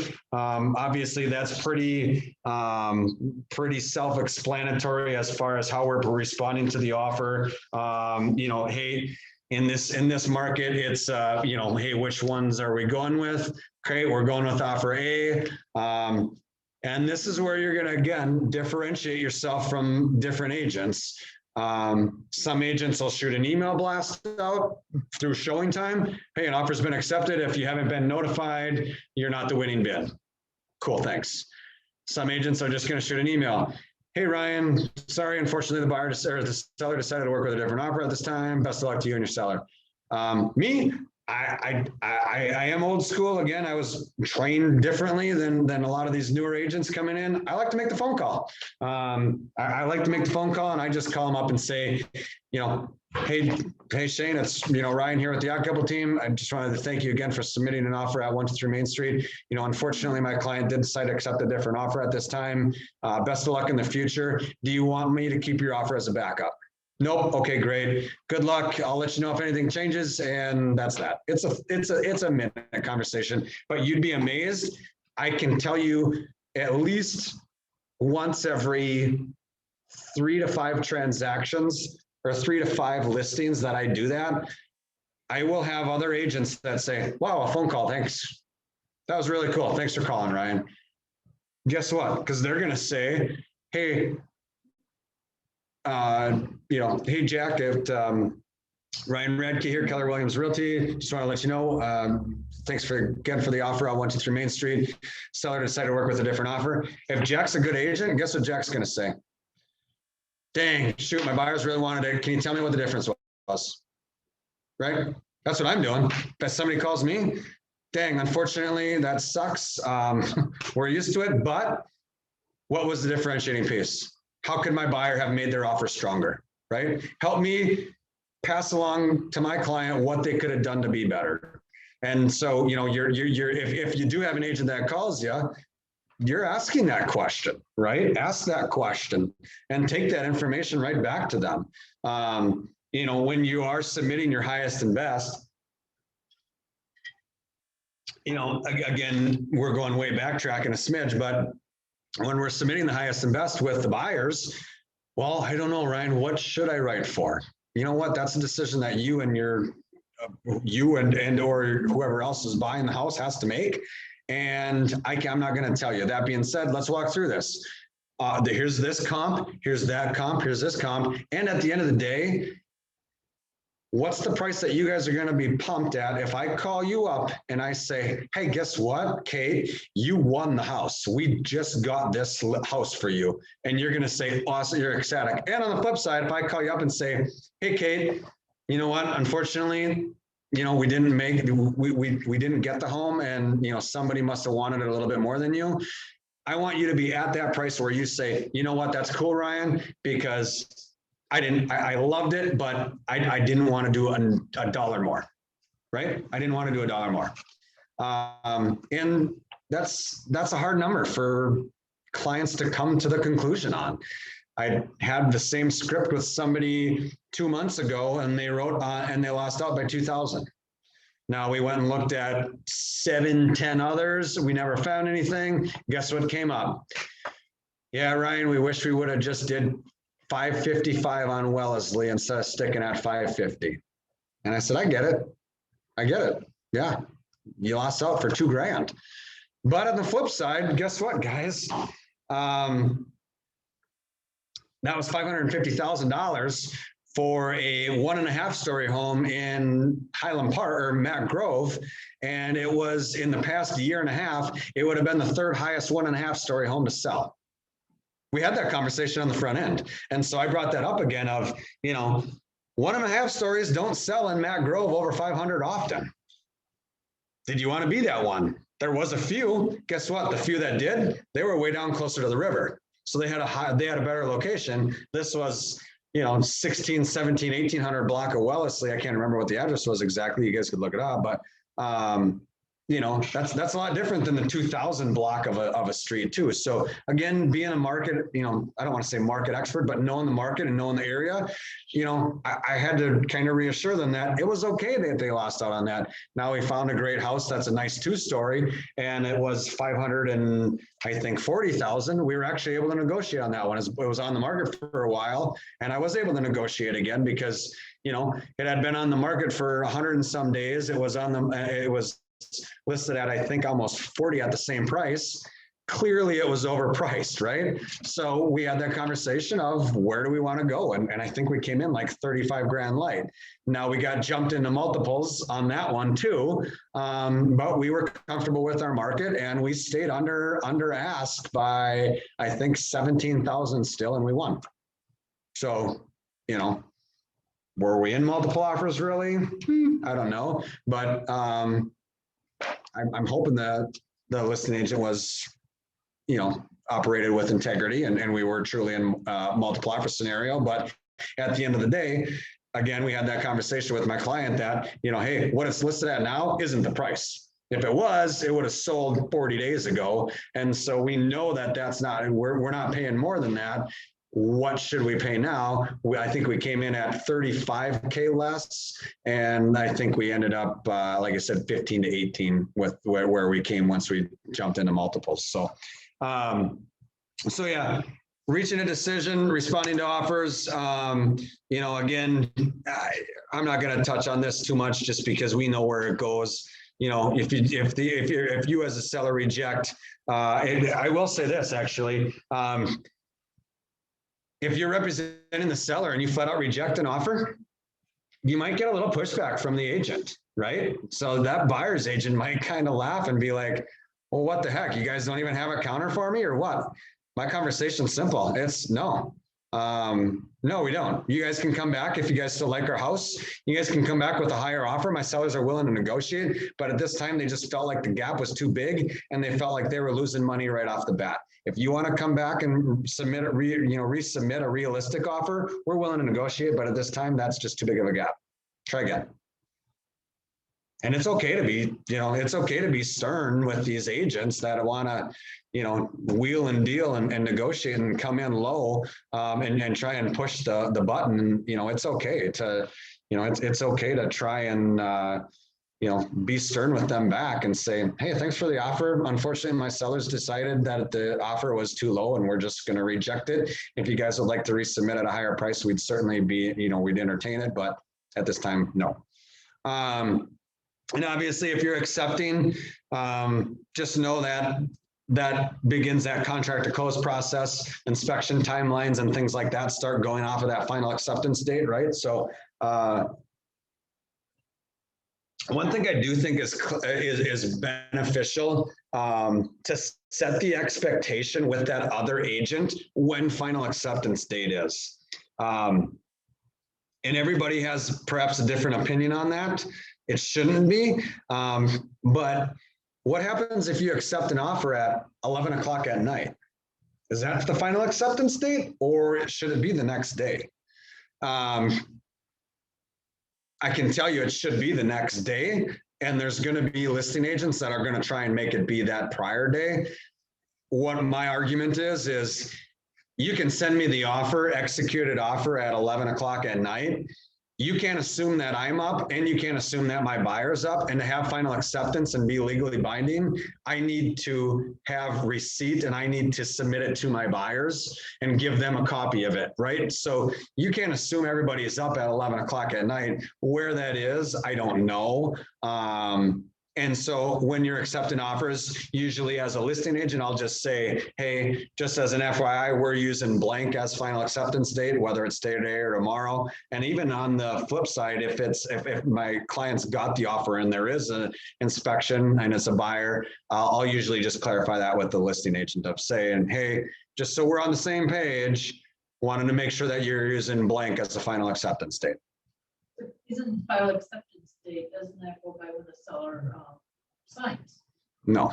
It does not. No. It goes when it's actually received. It's not, well, yeah, because and you'll see in there, acceptance is, and I don't have a PA on me, but acceptance is not only when they sign it, but it has to be received and then delivered to the buyer.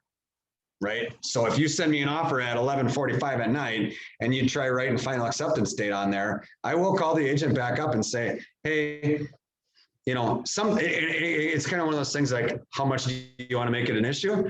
In this market, I probably wouldn't say anything. Market a few years back where it was a little bit looser, I probably would have said, hey, you know, you sent it to me at 11:45. I know that you wrote final acceptance date in there, but that's not fair. Yesterday shouldn't have counted as day zero. I can't have, I wasn't up then. I couldn't deliver it to my buyers then. And if you look at the purchase agreement, delivery is part of, you know, having final acceptance. And so, you know, we need to use today as the final acceptance day. So today is day zero, actually. Again, it's, if you got a 10-day inspection, probably not a big deal. If you got a 6 or 5, 6 day inspection, every day counts. And so, you know, just, you know, be firm with that too, right? It's okay to, you know, I think the biggest thing new agents or newer and inexperienced agents fall victim to is just not standing up for themselves and their clients, right? So, you know, you get, you know, railroaded by an experienced agent who's talking the lingo and just does this, and their admin staff sends them that and this and that and that. Well, it's okay to stand up for yourself, right? And say, you know, sorry, I know that you've been doing deals and this might be whatever, but, you know, final acceptance, you know, it needs to be this date because I need to be able to deliver it to my client. So, let's see here. Offers responsible, blah, blah, blah, counter, we know that. When you're countering in a normal market, I do think it's important, and this talks about, you know, we've kind of talked about some of the negotiating stuff here as, you know, kind of through this transaction or through this class. When you get close, whether it's a seller or a buyer, sometimes you could start haggling over $1,000, right? And so, you know, having those scripts and having those tools in your tool belt to be able to, probably specifically for a buyer client in this market, understand that, you know, $1,000 when you're talking about a 3.5% interest rate, a 3.25% interest rate, and it's, you know, $6 a month. We should probably just get the deal done, because what happens if, you know, you get, you know, what happens if one of these other buyers decides to increase their offer, or, you know, what happens if a buyer does come in and you know, we're the only offer right now, we're haggling over $1,000 or we're negotiating over $1,000, and now another offer comes in, it's going to cost you more than $1,000 now all of a sudden, because there's 2 buyers and only 1 house. And so our supply demand got off kilter, and now it's going to cost you, right? So just know that when you're negotiating sometimes with the buyer clients, especially when it's small details, inspection related items, especially, making it, you know, bringing it back to, you know, the ultimate cost on things is important. Now there's a fine line to be walked, because you don't want to, you know, have your buyer be absorbing stuff like we talked about earlier that could come back. But at the end of the day, it is, you know, understanding, especially for buyer clients, that some of the cost on things is important too, because they've never seen an inspection report. And so they're going to think like a lot of stuff is a lot of big deal on the inspection report. And I'm not saying it's not, but there's obviously, as you know, not everything is going to be asked for on that inspection report, or should be in this market, especially. obviously, once you have the offer accepted, make sure you're changing the status on the MLS. Recap, all right, cool. So, yeah, make sure you're changing the status on the MLS to reflect what it is. So whether you market active contingent on inspection, or whether you market TNAS subject inspection, that's up to you. In this market, it probably doesn't matter one way or the other. I'm a fan of doing TNAS because when you market temporarily not available for showing, the days stop ticking, the cumulative days on market stop ticking. So I do like to mark all mine TNAS subject inspection, but there's certainly a large portion of agents out there who just keep it active and then contingent on inspection that way. Obviously, you've got the townhouse condo docs statutory rescission too. That's a status. So if you don't have, if you have a townhome or an association, kind of maintained place, house, townhome, condo, whatever, you've got that status too. And sometimes if you've got a 5-6 day inspection, and then you have that 10-day right of rescission, but they didn't get all the documents on that until like day 3 or 4 of the inspection, you're probably going to go from contingent inspection to contingent on statutory rescission, and then you'd go pending straight from there. So just know that that's good too. Do you have the participant guide with you guys? Cool. So do you guys have page 15 in there? Or can you get to page 15?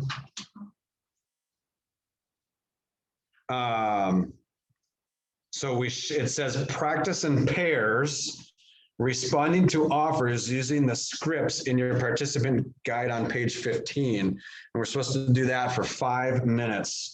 So let's do that for 5 minutes, and then we'll come back shortly before. Do you have the Zoomers? Do you have the pamphlets, or is that not accessible to you? No. Let me just see the scripts real quick.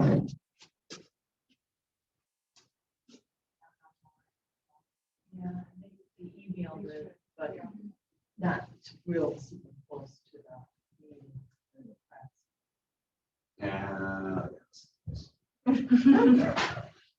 We could do that, right? Generally, Yeah, we'll skip that. You guys can look up that stuff and see what those scripts are. They're basic. Again, it's probably not really applicable in this market. So recap and ahas. What do you guys have? Questions, ahas for me? What? I have a really quick question. Yeah. Do you? I had an offer that was not accepted this weekend, and 2 offers. Yeah, weekend.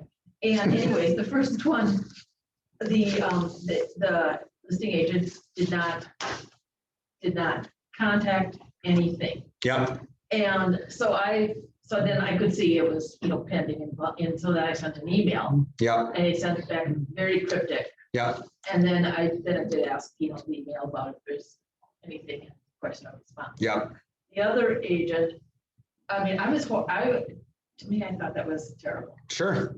And then the other agent, she sent an email, group email to everyone. It was beautifully written. It was professional. It was very nice and friendly. Yeah. I even sent her an email back thanking her for the email because I thought, right. And so I'll remember both of those listing agents, but for opposite reasons. Yep. So Zoomers, what somebody in class shared their experience from this past weekend. They wrote 2 offers. Neither of them were accepted, unfortunately. And one of them was found out by the agent who wrote the offer, seeing the status change on the MLS and not ever having any communication from that listing agent, which is kind of crappy. And the other one, it was a very well-crafted email from the listing agent. It was sent out in a group email, but it was still a well-crafted email thanking for the offer and stuff like that. And so back to what I said earlier, differentiating yourself down the road, the agent said she certainly remembers both agents, and one she thinks highly of, and the other one obviously has a little bit of a sour taste in the mouth because of, having to find out. There's nothing worse, and we all have it, but it sucks when I've literally had buyers call me and say, guess we didn't get the house, Ryan. And I'm like, whoa, what's going on? And they say, yeah, we saw on Zillow, or we saw on something, it got changed to pending. Or we pulled up our portal to see whatever, and it's contingent, it got changed to pending, and they were contingent on or something like that. And that sucks, right?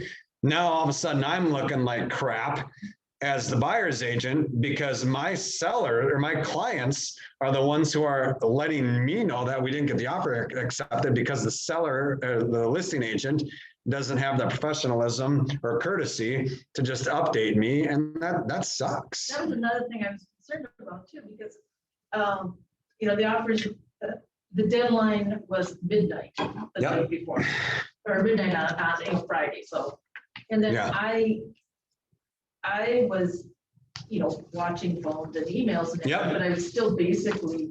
Please tell me you went to bed before midnight. Oh, no, no, this was after Saturday. All right. Yeah, and so then, I was thinking, oh my gosh, so that's when I finally looked and I saw it was pending in contact. I said, I would have felt really bad.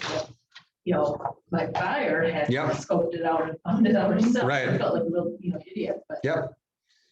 Okay. Yeah, it's, that's where, like I said, that's, when I'm representing a seller, I guess it just goes back to the old adage, treat people all the way you'd like to be treated, right? And so that's what I do. And so I know how I like to be treated when I'm representing buyers and I'm in a multiple offer situation and in this crazy market. And I just, so that's how I operate on the listing side of things. And I just, treat people. Do I go over, we've got tons of, we've got 13 or whatever agents on our team. We all operate a little bit differently. But at the end of the day, I do, like I said, I make the phone call. Now, obviously, if it's, if I've got a multiple offer scenario and it's, 14 offers, well, maybe I am just sending an email in that scenario. But if I've got 4 and one of them's accepted and I got to call 3 other agents, I'll call them. And again, there's so much of this, everything's going to come full circle at some point, and what happens if that agent that screwed you over this weekend and didn't really, handle it in a manner that was, to your liking? What happens when all of a sudden they're competing in a multiple offers situation on your listing now, and the roles are reversed? And now their offers are, you've got 2 offers that are very similar, and you've got one with an agent that's, been whatever, and then you've got one that's with the third agent. Well, guess who we're going to be instructing and kind of encouraging our sellers to work with? Like, we can do that. Yeah, and that could be a very valid reason, because if you, look at, integrity, honesty, and blah, blah, blah, that could make a difference when you're dealing with the whole closing process and all that. Absolutely. No, 100%. 100%. Was this helpful? Yeah. Okay. How much do we want? Because we've got 30 minutes, right? Yeah, 3:30. How much do we want to talk about? Because the other half of this class is negotiating the deal. Hey, Ryan. I'm sorry. Yeah, fire away. Yeah, hi. I have a question. This is Jose. Yes, I can open my screen. Yeah. Oh, you're good. Hi. Yeah, my question. Last week, 2 weeks ago, I just listed my first home, and the offer is accepted. Yep. As now we are in the process, and this Friday will be the inspection time. Yep. But some buyer agents are still calling me. If is there any change in the purchase agreement or the inspection? Yeah. And I want to have some backup clients just so we can receive offers, but we cannot sign it, right? This is the process. So I can let them know they can still offer, give an offer us, but we cannot sign it. Correct. Yep. You can receive offers. Literally, you can receive offers when you're pending. Really? Yeah, you can receive offers when you're pending. Obviously, you can't accept them. But if somebody wanted to submit a backup offer and, sit in that status in case something happened. Now, for me, what I would usually do is, whether you want to receive offers or not, that's your call as the agent. I would maybe, jot a note down on the file or something like that of that agent's name and maybe number, company that they called, or number that they called from, company, et cetera, that they were, interested in it if something happened. Obviously, I'm assuming you had multiple offers on it too, right? No, actually. Oh, you didn't? Okay. No. Yeah, in 7 days, there were no offer. Probably our price was a little bit higher than market price. Then we decided to reduce the price 10K. Then right after reducing the price, the one offer came in, and we had a time frame, so we just directly accepted. Perfect. Then now just in case I'm just worried about the inspection. If something happens, if they cannot agree each other, buyer and seller. Yep. Yeah, we should keep the second plan. Yep. So that's there's two negotiating phases in every transaction, right? There's the initial negotiating phase of getting that offer accepted, and then there's the inspection that you can negotiate out too, right? So there's going to be two spots in this transaction that you negotiate. Now, I do think it is, negotiating the deal is the second half, and like I said, I'm not going to touch on it a ton, but I feel like we've sprinkled in a lot of the negotiating stuff throughout here. But when we're negotiating an inspection, I think it's important for our buyers to know, especially in this market, but even in, markets of even a year or two past, you can't get, the inspection is to negotiate inspection related items that come up. I had that 29 Fry that I told you about that I listed for $495. They had the aggressive expiration at $540 that night. We accepted. Those buyers canceled. They canceled during the inspection phase, and while there's nothing we can do because they told me, they gave me a few lists of reasons during the inspection that they canceled or why they canceled. I'm pretty certain they canceled because they had 3 different freaking garage contractors out there, because it was a 1-car garage and they wanted to build a 2-car, and they found that they couldn't build a 2-car garage because, it wasn't, there's a street pole that's with, was obvious. I mean, I could have told you that, but they still thought they could. So they had, 3 different contractors out there to talk about pricing out the build of a second cost stall garage, and they found out no, and then they in turn canceled the purchase agreement and gave me a few reasons. Now in that scenario, I did have multiple offers. We didn't even go back on the market. We didn't even go back on the market, and the one of the buyers that submitted an offer was on our team. And I went back to the agent on our team and I just said, hey, Corbin, is your buyer still interested in Fry? And if so, get me a better offer than what you originally submitted. And let's see if we can put this together off market. And so that's what happened. And that's what we did. We put it together off market, and we had 4 offers total. But I had to come full circle, when we were in temporarily not available for showing subject inspection, I had, I think, probably 4 different phone calls from agents wondering what was going on. So I just wrote it on, I had a piece of paper or whatever on the file. And I knew who I was calling if we had to go back on. Yes. Okay. Yeah. I will do the same probably if anything happens. Yeah.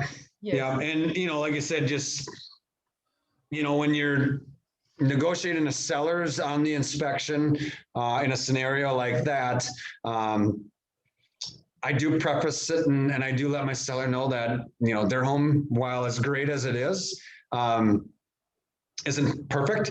And there is going to be things that come up on the inspection, no matter how much we try and mitigate them in the front end. And it's again, it's an emotional it's an emotional process. And so I don't want my sellers to get offended by some of the inspection asks, right? Because they've never had an inspector through there. One thing, I'm going to jump way around here. One thing you guys can do when you're representing seller clients is you can have the home pre-inspected. And it might be worth $400 or $500 to have the home pre-inspected. Yes. And I guarantee you in this market, you're going to get offers not contingent on inspection.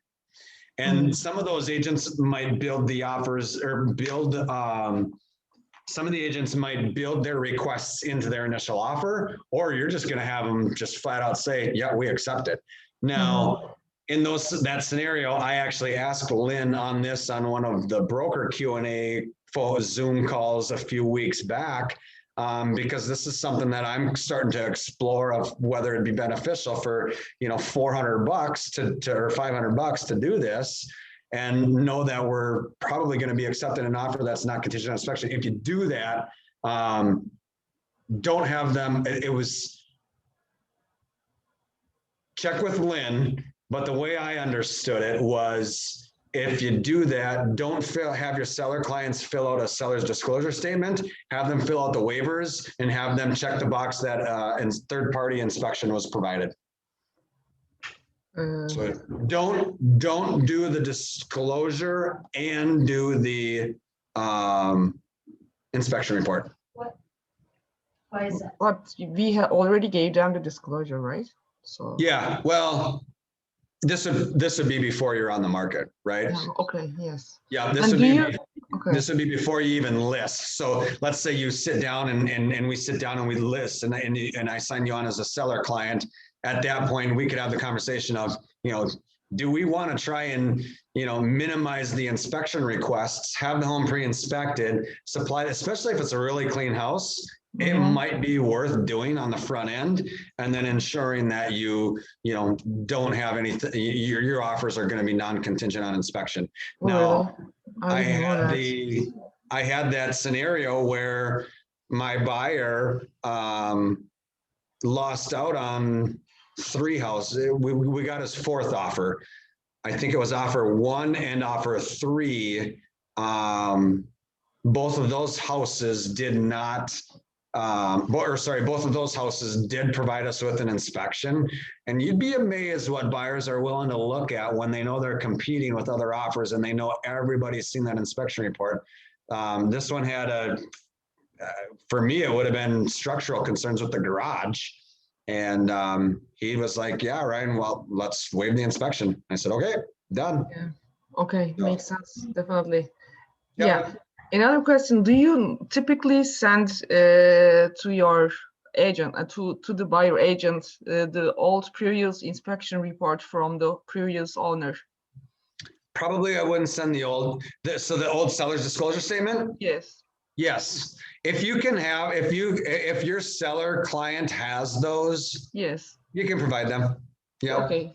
It's actually, I think in there, in the disclosure statement, I think it says you're supposed to, if you can find them, but not everybody can find them. So if they have them, what I usually say is, if you have them, great, we'll supply them. If not, don't go digging for them. It's not a big deal.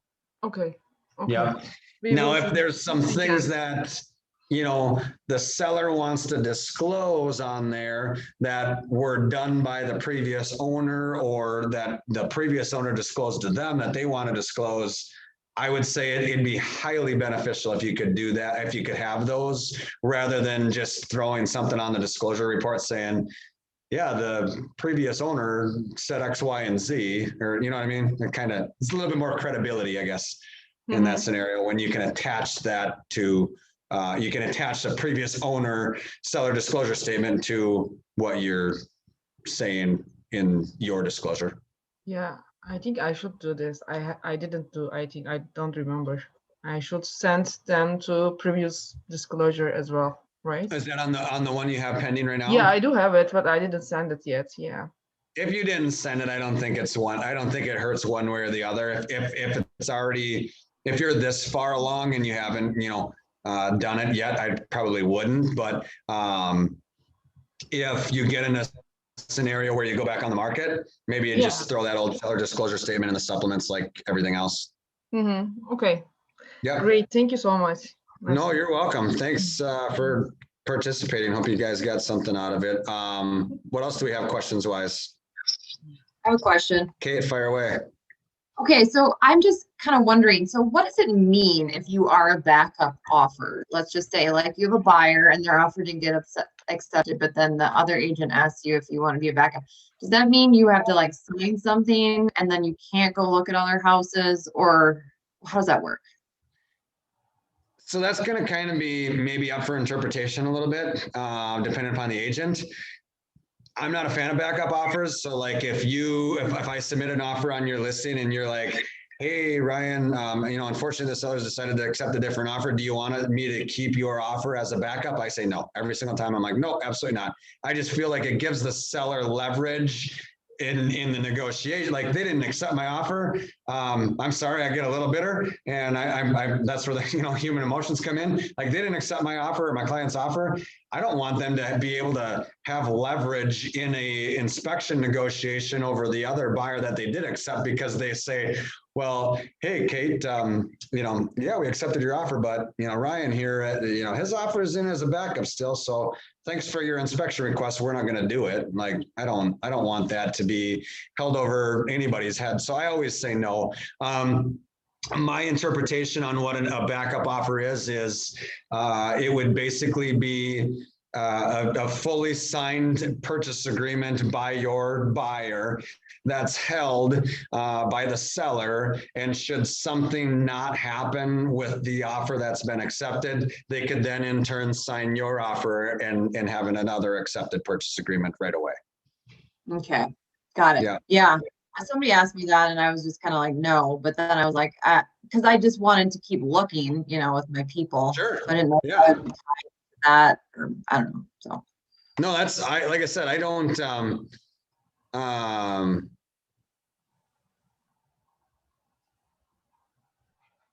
okay, yeah. So Beth just said here, this was a while ago, or maybe it wasn't. Yeah, it was a while ago. So I don't know, but Beth just said, let me jump back here, Beth, or to Beth's thing, and then I'll come back to Kate. But it says here that Beth said she was in a diversity and equity committee meeting at SPAR last week, where videos and letters came up. Have to think about not only buyers being discriminated against for race and ethnicity, but also familial status, if you have kids, et cetera. So not a slippery slope. So that's where, like I said, I don't think that you can do harm when you do one of those videos or letters as the buyer's agent. The risk comes in when you are representing the sellers, right? And so where in that mix do you present the offer or present those? That's that slippery slope. And like I said, me personally, I keep those out for a long time as the seller / listing agent, because I don't want to get caught up into that scenario. Right? Like this is an emotional industry anyways. And on top of that, this is as emotionally charged as it's ever been, because the competition is so fierce that, like I said, the last thing I want a buyer to do is say, my buyers didn't get their offer accepted because they didn't have kids and, the other one did, or they didn't have a dog, they had a cat, or, you know what I mean? Like, I don't want anything coming back to me as a seller's agent or my sellers saying that we were discriminatory in any manner. That's right? Such a huge issue now. It is. With like societal. Yeah. Besides the real estate. Right. Exactly. Yeah, for sure. Yeah, I think it's better to be overly cautious. Definitely than take a chance of leaving yourself or someone else. Couldn't agree more. Yeah, couldn't agree more. So yeah, Kate, like I said, coming back to your backup offers, it's just going to be up to you whether if you're representing the buyer, if you want that offer to be held as a backup or not. Like I said, I usually say no. When they ask me, I usually will say, you know what, no thanks. If it's something that you guys can't work out, certainly get in touch with me and we'll, consider resubmitting. But at this time, I don't want, no, they don't want to be held as a backup. Okay. Okay. Okay. And I'm sure there's people who can make the argument it's better to keep the offer in as a backup. I'm just not a fan. Like I said, I just feel it gives the seller a little bit an inherent leverage on the, the buyer that was accepted on their inspection that they don't need to, they already have a big enough advantage. They don't need more. Yeah, yeah. Can I ask one more thing? Yeah. Okay, so here's my, this is kind of a little bit off topic, but like for your buyers, are you saying like, I'm just wondering, I guess, what price range I should instruct my buyers to look at based on the fact that they lost out on one and it was like 30,000 over? Like, should we go to ones that are where they can like put in like $60,000 over? I mean, I just don't know. Yeah, that's tough. I mean, what I usually tell people is I think kind of that sweet spot is somewhere in like 7, 8 on the low end, maybe 10 to 12 on the high end for percent over ask that's getting accepted right now. And so, I just kind of work it backwards. And if you've got somebody that's approved for 300, I think, their sweet spot's probably going to be in that 270, 280 range to give you some cushion to get up into that, 300 max. But yeah, it's tricky, right? I mean, I know. it's hard saying, when you got a buyer that's super excited and they sat with your loan officer and they're going, yeah, well, we're approved up to 300, Kate. And you're going, oh, great, let's look for 260. They're going, what the heck? Yeah, exactly. And you're saying, well, yeah, we got to look at 260 because you got to have $40,000 of wiggle room to go up in a multiple offer situation. They're going, oh, what the heck are you talking about? The house is listed at 260 and tell me I got to go 300 just to get it. And, so that's where some of it, comes into the mix of they just maybe have to experience loss a couple of times to have, to maybe become self-aware of that. But, in my scenarios, I'm usually, in that, if I've got a buyer that's just, like I said, 300, I'll probably set their search up for, 235 to 3 or, something like that. And I'll just say, if something's listed at 295 or 299.9 and we go look at it or they express interest, to be honest with you, if I got somebody that was listed at 300 or that had a max of 300 and they were interested in something at 299.9, I'd probably say, hey, Kate, you know what? Let's just see if it makes it through the weekend.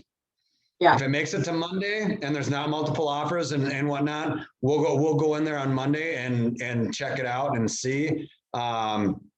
And I just say Monday because I think the trend is most listings hit the market Thursday or Friday, as we know, right? So I would say in that scenario, yeah, let's, what, Kate, I got your message. House looks awesome. I can see why you're pumped about it. Let's see if it makes it through the weekend. If it's still available on Monday, let's plan on looking at it then. Does that sound fair? Most people are like, yeah, I get it. That works. Yeah. That way you're not running around showing 5 houses that are butting up against their max that are all going to go into multiples that sell for 320 to 330 anyways, right? Yeah. Mm-hmm. So the trick is what do you say when that client says, well, yeah, Kate, sounds great, but shouldn't we go look at it this weekend? So if, if it is available on Monday, we can just write an offer on Monday. That's going to, and I don't have the answer to that necessarily, but, some clients are going to be, some clients are going to be, a little bit more receptive to that than others. Yeah. Also depends where they are in the search. Yep, for sure. For sure. Other thoughts, questions, comments, concerns, brainstorm, scripting, dialogue, whatever. I have a question about closing costs. Yeah. It seems to me that in today's market, if you don't have the cash for closing costs, pushing it on the seller, that could be a bad thing. And if you can wrap it into the mortgage, then you're back into the not meeting appraisal, which then you would need cash if you're going to do a guarantee. So that would be correct. So an appraisal, you would also have to take into consideration that it's a cash flow thing. So you have to have cash for that. Yeah, so it is. I mean, I've got a client right now who is pre-approved up the Fridley buyer. She wants to go look at stuff that's 225 and she is pre-approved up to 240, but she needs closing costs at 240. And so it's like, well, you know, I'm sorry, we can't look up that high and we need to kind of backtrack. Or guess what? I literally shot her a text yesterday and said, is there any way you can get a gift? Is there any way, you know, you can restructure, like, can you get a gift for the funds? She's like, you know what? I might be able to do that. And all of a sudden she texted me last night and now dad's in the mix and dad's gifting her like $8,000. So now all of a sudden we don't need closing costs to be paid for. So now we can be competitive a little bit more. And so, you know, gifts are, even she made the joke to me in a text and she's like, God, Ryan, I kind of felt like I was 15 again, asking my dad for a handout, but it worked. We needed it. We need it, you know, and we'll see what happens if we can get it. But, you know, just if they need that, you know, if they need those closing costs, can they have that conversation with their loan officer of how they can restructure and build that into the interest rate so they don't have to ask for them and they can finance them on the, you know, through the interest rate a little bit. And yeah, they might not get a 3 or 3.25% interest rate, but does it make them more competitive and you know, get them a house ultimately? Because that's the thing that's like, yeah, if these sales prices are going so high naturally, and then on top of that, you got to add an extra, you know, 6 to 10K for closing costs, and it pushes it even higher. Well, yeah, then, you know, that really makes it tough for buyers right now. I mean, I really, you guys hopefully will all get to the point, and I'm not trying to sound cocky or braggy or anything. That client there was a referral from a past client. And if it wasn't a referral from a past client, I probably would have passed on working with them. Just because I know how time consuming she is going to be, because she's, you know, she doesn't have a lot of cash. She needs cash to close, you know, close, at least initially. She needed down payment, you know, she needs to do the Fannie Mae Home Ready program. She's looking 5% down conventional. Now we're switched to FHA. And so now it's like, oh my gosh, you know, now we're FHA 3.5% down and we needed closing costs being paid for. And I'm like, that's going to be impossible in this market. So I didn't, I again, referral from past clients. So I did take her on as a client and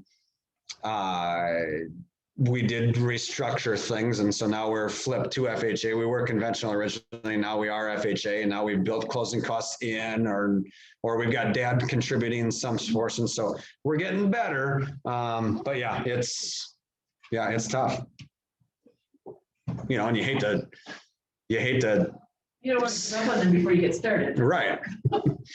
But yeah.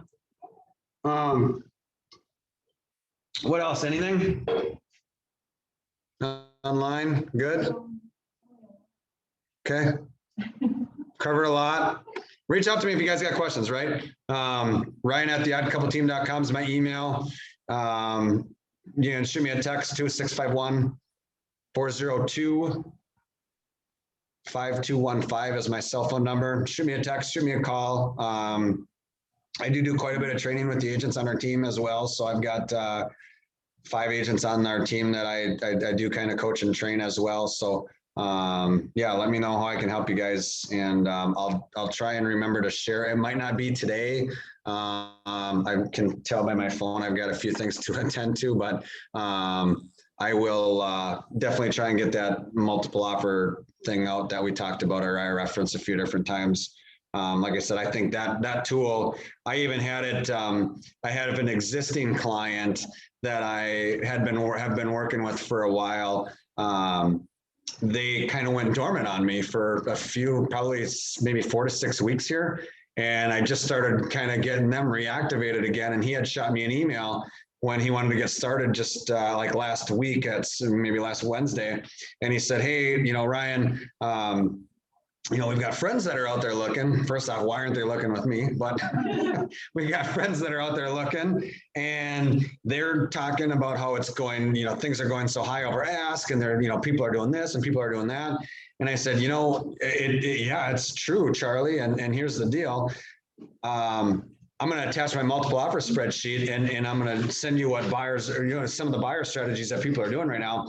And so I sent that off and he responded back to me and he's like, this is super cool, super helpful. We're not willing to do X, Y, and Z, but we'd consider these. And so it, you know, at least now he's got I've got the groundwork laid now. So when we do find that house, and I say, hey, maybe we should look at doing this or this or this, they're going to have a background on what it is. And they're going to have, you know, familiarity with being able to, you know, talk the language, and it's not just going to come out of left field and hit them from nowhere. So, so it is, yeah, it's helpful and use it with some of your existing clients too, if you want to. And then obviously I would incorporate that into, like I said, your buyer consultations. I would probably, you know, me personally, I will use that as a tool. Once I get them signed on, it might be like a takeaway piece, like a take home piece of, hey guys, you know, great meeting with you. Super excited. Glad to work with you. And by the way, here's my business card and here's a multiple offer, you know, strategy sheet that, you know, we're seeing commonplace in the marketplace right now. And then we can discuss these down the road. I don't know if I really hammer on, going through it at the buyer consultation, because I think it might get a little bit overwhelming for them. So I would caution you on doing that. I think, you know, you got some buyer that comes in and they don't know you from Adam, and all of a sudden, you know, you're talking through their buyer consultation, you're trying to get them signed on as a client, and then they end up signing on with you, and all of a sudden you hit them with something else like on top of that. I just think it'd be a little much, but I do think it's a good take home piece of, you know, hey, now that we're working together, here's some multiple offer strategies that people are using. Cool. Thank you very much for your class. It was very interesting and very helpful. You're welcome. Thanks for coming. Thank you. You're welcome. Let me know if I can do anything in the future, guys. These classes are fun. I try and make them, you know, I try and use some of the stuff that's provided, but like I said, this one especially, I was chuckling when I was looking at stuff last night and you know, kind of this morning, because you know, I actually probably would say, you know, this class I would have taught this class way differently 3 months ago than what I did today, you know. So it's just the marketplace has really changed here. And, you know, like I said, those video letters, I mean, everything's just changing so fast. Those video letters, I never even knew people were doing. And all of a sudden we saw a sample one of it 2 weeks ago. And next thing you know, I'm seeing them all the time now, and people are talking like, so yeah, it's things are changing quickly. And so we just got to make sure that we're up to date, adjusting on the fly. And, you know, we're lucky on our team when we're doing 310 transactions or 8 transactions. We can see trends develop quickly. And so if you guys need help, like I said, reach out and drop me a text or drop me an email, call, what have you. And we'll definitely help you guys out and get any information you guys need passed along. Cool. Thank you. Thanks, guys. That's a wrap. Thanks, guys. See you later. Welcome information. Yeah,